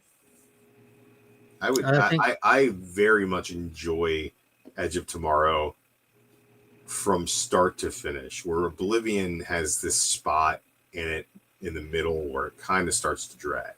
It's got this lull where things start to happen and they kind of stop happening for a little while until they start to happen. I don't know. I like that lull. There's a little bit of a pacing. I need that lull for the characters in it. Like talking about like when he gets back to his retreat with his old lady. Yeah. Well, dude, I can think about it often and just smile when Morgan Freeman sits up at the end and looks at the tech and is like, "Let's go, baby!" I'm like, fuck yes. Edge of Tomorrow surprised me, man. I was really shocked with that movie. It was pretty. The spot with all the dialogue. Yeah, it's like Groundhog Day meets Halo. Give me more. Yeah, of that. It was pretty good. Yeah, that was really good. I think it's the Emily same Blunt was director as fantastic in what's that movie. the new Brad Pitt movie F1. I think it's the same director that made F1 made Oblivion, if I'm not mistaken. I haven't seen. I can watch it actually. F1 looks. I'm interested to watch that. To be honest, I hear great things. I haven't watched it, but I hear great things about F1. It's probably good that we haven't watched it. We spent that time watching Marvel movies instead. Yeah, we all really made the wise choice, I think. Skipping the movie that's been put back in theaters for critical acclaim that's blown all expectations and has got nothing but high mark. But we all went and saw Fantastic Four. Yeah, but was Julia Louis-Dreyfus in it? We're so fucking stupid. They got us. Yeah, but let me ask you this: what reveals were there in the post-credit scene of F1? Go fuck yourself. Yeah. I don't know because we haven't seen it. Well, we know they blow a tire and have to change it or something. Coming soon, F2. But we all know it's gonna. We all know it's gonna make movie of the year. And I still haven't even saw the second one, but we all know Avatar is gonna win movie of the year. Well, what is your metric for movie of the year? The most money? You're talking about box office of the year? The Not one that gives those are Mark the different most things. boners. Yeah. They're gonna give it to James Cameron. He's been Just to the make bottom. sure you keep he's eye been to the contact bottom with me the day that I see it. Don't look down. Under the sea. Fucking And we're out of the ocean in this one. Yeah, James Cameron. Are you kidding me? He gets James it. Cameron made a couple of good movies. Anyone betting against James Cameron is just dishonest. That's all. Doesn't he pay for that shit? Doesn't he pay the board on that? Like, isn't he part of that shit? He's like, What? all of the awards people. I'm pretty sure he's Yeah. pretty He's good friends the with all movie's those gotten a lot people. of nominations for, like me and Drew went through this. A lot of nominations for technical stuff, which it rightfully deserves, and it's taken home a couple of Oscars for technical stuff, which it rightfully deserves. James Cameron's not trying to reinvent the wheel with storytelling or this or that. He's trying to make something that appeals to the broadest Certainly audience not with possible. characters. And he does just that. It's got dinosaurs, it's got robots, it's got submarines, it's got everything that anybody likes included in it. It's got a family dynamic aspect. It has a clear-cut good guy, bad guy, and a race traitor, as Drew calls them. It's My like old- my old it's- high so, school like- had the James Cameron wing, for Pete's sake. I think Here's James the thing Cameron about went to James high Cameron school. movies, like Avatar in particular. It's like when you buy a video game, like it doesn't really happen anymore, but like in the early 2000s, there'd be these games. They're just like shitty games that aren't memorable, but man, was that opening cutscene fucking beautiful. Like, and you're like, I want to play that game. Well, that's not the game you're really getting. You're getting, dances with Smurfs, and none of the characters are memorable, and they wrap their ponytails into their horse to fuck them. And You know what's crazy is and there's whale fucking in the second one. As an Avatar fan, like it's just funny hearing when people's takes. Like I enjoy hearing people's different takes, but just knowing how far off base it is. No, I'm like dead I'm on. not saying I'm saying your take is wrong for dead on. you, but I hit the mark. watching how much these movies resonate with such a large audience. I'm not and saying I I don't like them. I'm participate gonna in go that see the large third audience one. with other fans and stuff. So I'm I fully saw aware both, they're there. both of them, and I'm going to see the third. And when they release the fourth, I'll probably go see that too. My But man. I'm telling you this much: I will not remember these characters when I leave the film. I never watched the second one because I was just like, nobody asked for a second one. Is it any good? No, it's not a good movie. It's a really good movie. Every scene is stunning to watch. It's not a good movie. You know, the first one was so good because it was the technology. It was very like it was like, oh my god, this is a breakthrough. Much like Matrix, much like Star Wars. It's like, oh my god, it's a fairly fun sci-fi movie about, you know what I mean? Like it's a fairly fun sci-fi movie. It's not like hardcore space travel lore, but it's a fun sci-fi movie. There is such a realism to the underwater effect. Yeah. That in 3D in the theater, I felt like I had to hold my breath. So he did. So he gave you something neat. He gave you the most. He gave you a realistic underwater. He is making. But what he also gives gives you is a family of characters, and you don't care about any of them. They're all annoying. None of them have a point of view that anybody gives a shit about. You don't care about Jake? No. Natiri? Who? Didn't hurt when Natayam died? I don't know who that is. Rebelling against the family? Look, there's the blue guy that used to be the white guy. Like there's Gamora. Was getting Gamora, right? The third time. What do you mean they're not memorable? There's a bunch of the kids. I'm gonna tell you who I remember. I remember the 70-year-old woman who pretends to be a teenager. I remember the little white kid who runs around with dreadlocks, looks like Commandy. Spider. Yeah, he has a name. Is a kid named Spider who has hair that looks kind of like spiders, and I didn't remember his name was fucking Spider. Tell me how memorable that guy is. I remember the whale fucker, and that's the only thing I remember about him is he's a whale fucker. Noak, N-O-A-K, Noak. Noak likes whale cock. That's all I know about that. Now you'll remember it though. But I won't. I remember he's the whale fucker. And then there's like the racist people who are like, "You not water people," and then and now. Those are the Met-Kayin tribe. And all the they weren't whiteys worried came about and they're them not like, being we're going water to be people. They blues were now worried about too. the trouble that follows them and the danger to their clan they were bringing. Oh my God. But read me the fucking synopsis, why don't you?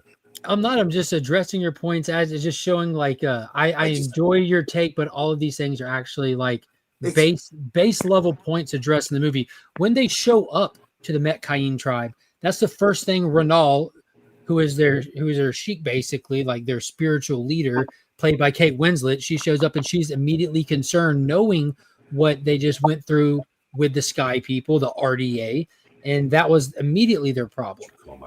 So is Sky People are Sky People different than Water People? They're whiteys. The Sky People are the RDA. That's what they call the humans because they come from the sky. Right. Yeah, the colonizers, aka the good guys. Well, to be fair, they were not colonizers in the first one. They were there to strip mining. So they in the should second be strip one, mining. We don't need the this second planet. one, when we need Edie the Falco unobtainium that we can obtain. Edie Falco comes in with a different directive in the second one that Earth is dying, and now in the second one, that's when the mission for colonization takes place, giving you a more urgency. Where I'm assuming with James Cameron, like the kind of way he is, I'm thinking like this has got to end in some kind of harmonious bullshit. Because if Earth is uninhabitable, it's the end of one species or another. Who's going to win? Well, they're obviously going to kill all the native people, right? That's what they do. That's what I'm saying. Like, look, if these native people were so good, they'd take their fucking tree technology and go to Earth and save it. But they're not going to do that because dude, what if you just spoiled the ending to this whole thing, Drew? What if that is it? I hope Bro, I fucking spoiled it for everybody. I've never even thought about that. They bring Awa to Earth. They're going to bring Awa to Earth and save it. Drew, you're a genius. Sully's just like, hey, what did you guys try wrapping your hair in the tree and fucking it? And the Earthling's going to be like, we never thought of that. Dude, people have been fucking trees here forever. They just been doing it wrong. You're so right. It's fucked up. Look, there's no right way to fucking Scorsese's contention I'll trust you. I'm going to that trust you. Marvel movies are theme park rides is false. Marvel movies are sitcoms, right? Avatar is a fucking theme park ride. You get on it, you go, that was cool, and when you're done, you're like, what was your favorite part? And you're like, I don't know how cool it looked. Like, and you're like, but what about the story? And you're like, what the fuck? There wasn't a story. Like, what about the characters? I don't care about any of these characters. So maybe I'll just watch it for the cool Drew's shit. a prime example of why you should watch it for the cool shit. Drew's an example of why movies aren't allowed to be over an hour and 40 minutes anymore. Thanks to Drew and his short attention span, he can't retain anything longer than that. I will watch the extended versions of the Lord of the Rings one after the other. Hey, I want to follow you on TikTok. What's the name of your for TikTok? Quality Drew? Characters. How long you been on TikTok? I have a TikTok. I haven't can posted tell anything on a very from long your time. short attention span. I don't have a short attention span. I just don't remember unremarkable things. That movie is full of so many remarkable things. None of them are story or character. None of them. Like, Whoa, hold up there a second. I think the cheer is very I'm remarkable. calling bullshit because you remember me. Who? Yeah, but you're trying to fight Tom Cruise from Minority Report. That's pretty memorable. You're Timothy Nerdy. I can't stay away from you. All right, but yeah, I wish I we'll could sit quit here you. and ramble all day long. I'm gonna go ahead and cut it though because I gotta get moving. I appreciate y'all hopping on and talking Hey, thanks shit for with having you me. guys. Billy, Sledge, anyone else who's still there watching, I hope y'all have a great day. It's good seeing y'all in here. And hold on, I want to go back to this one comment because it didn't get it. We unpacked this earlier. We're not going back into it, but I have 2 copies from where I was trying to support good stories. I'm not keeping them. I'm selling my copies, and 100% of the funds go straight to Turning Point USA. If you want a copy, reach out to me. Y'all have a good day. Say.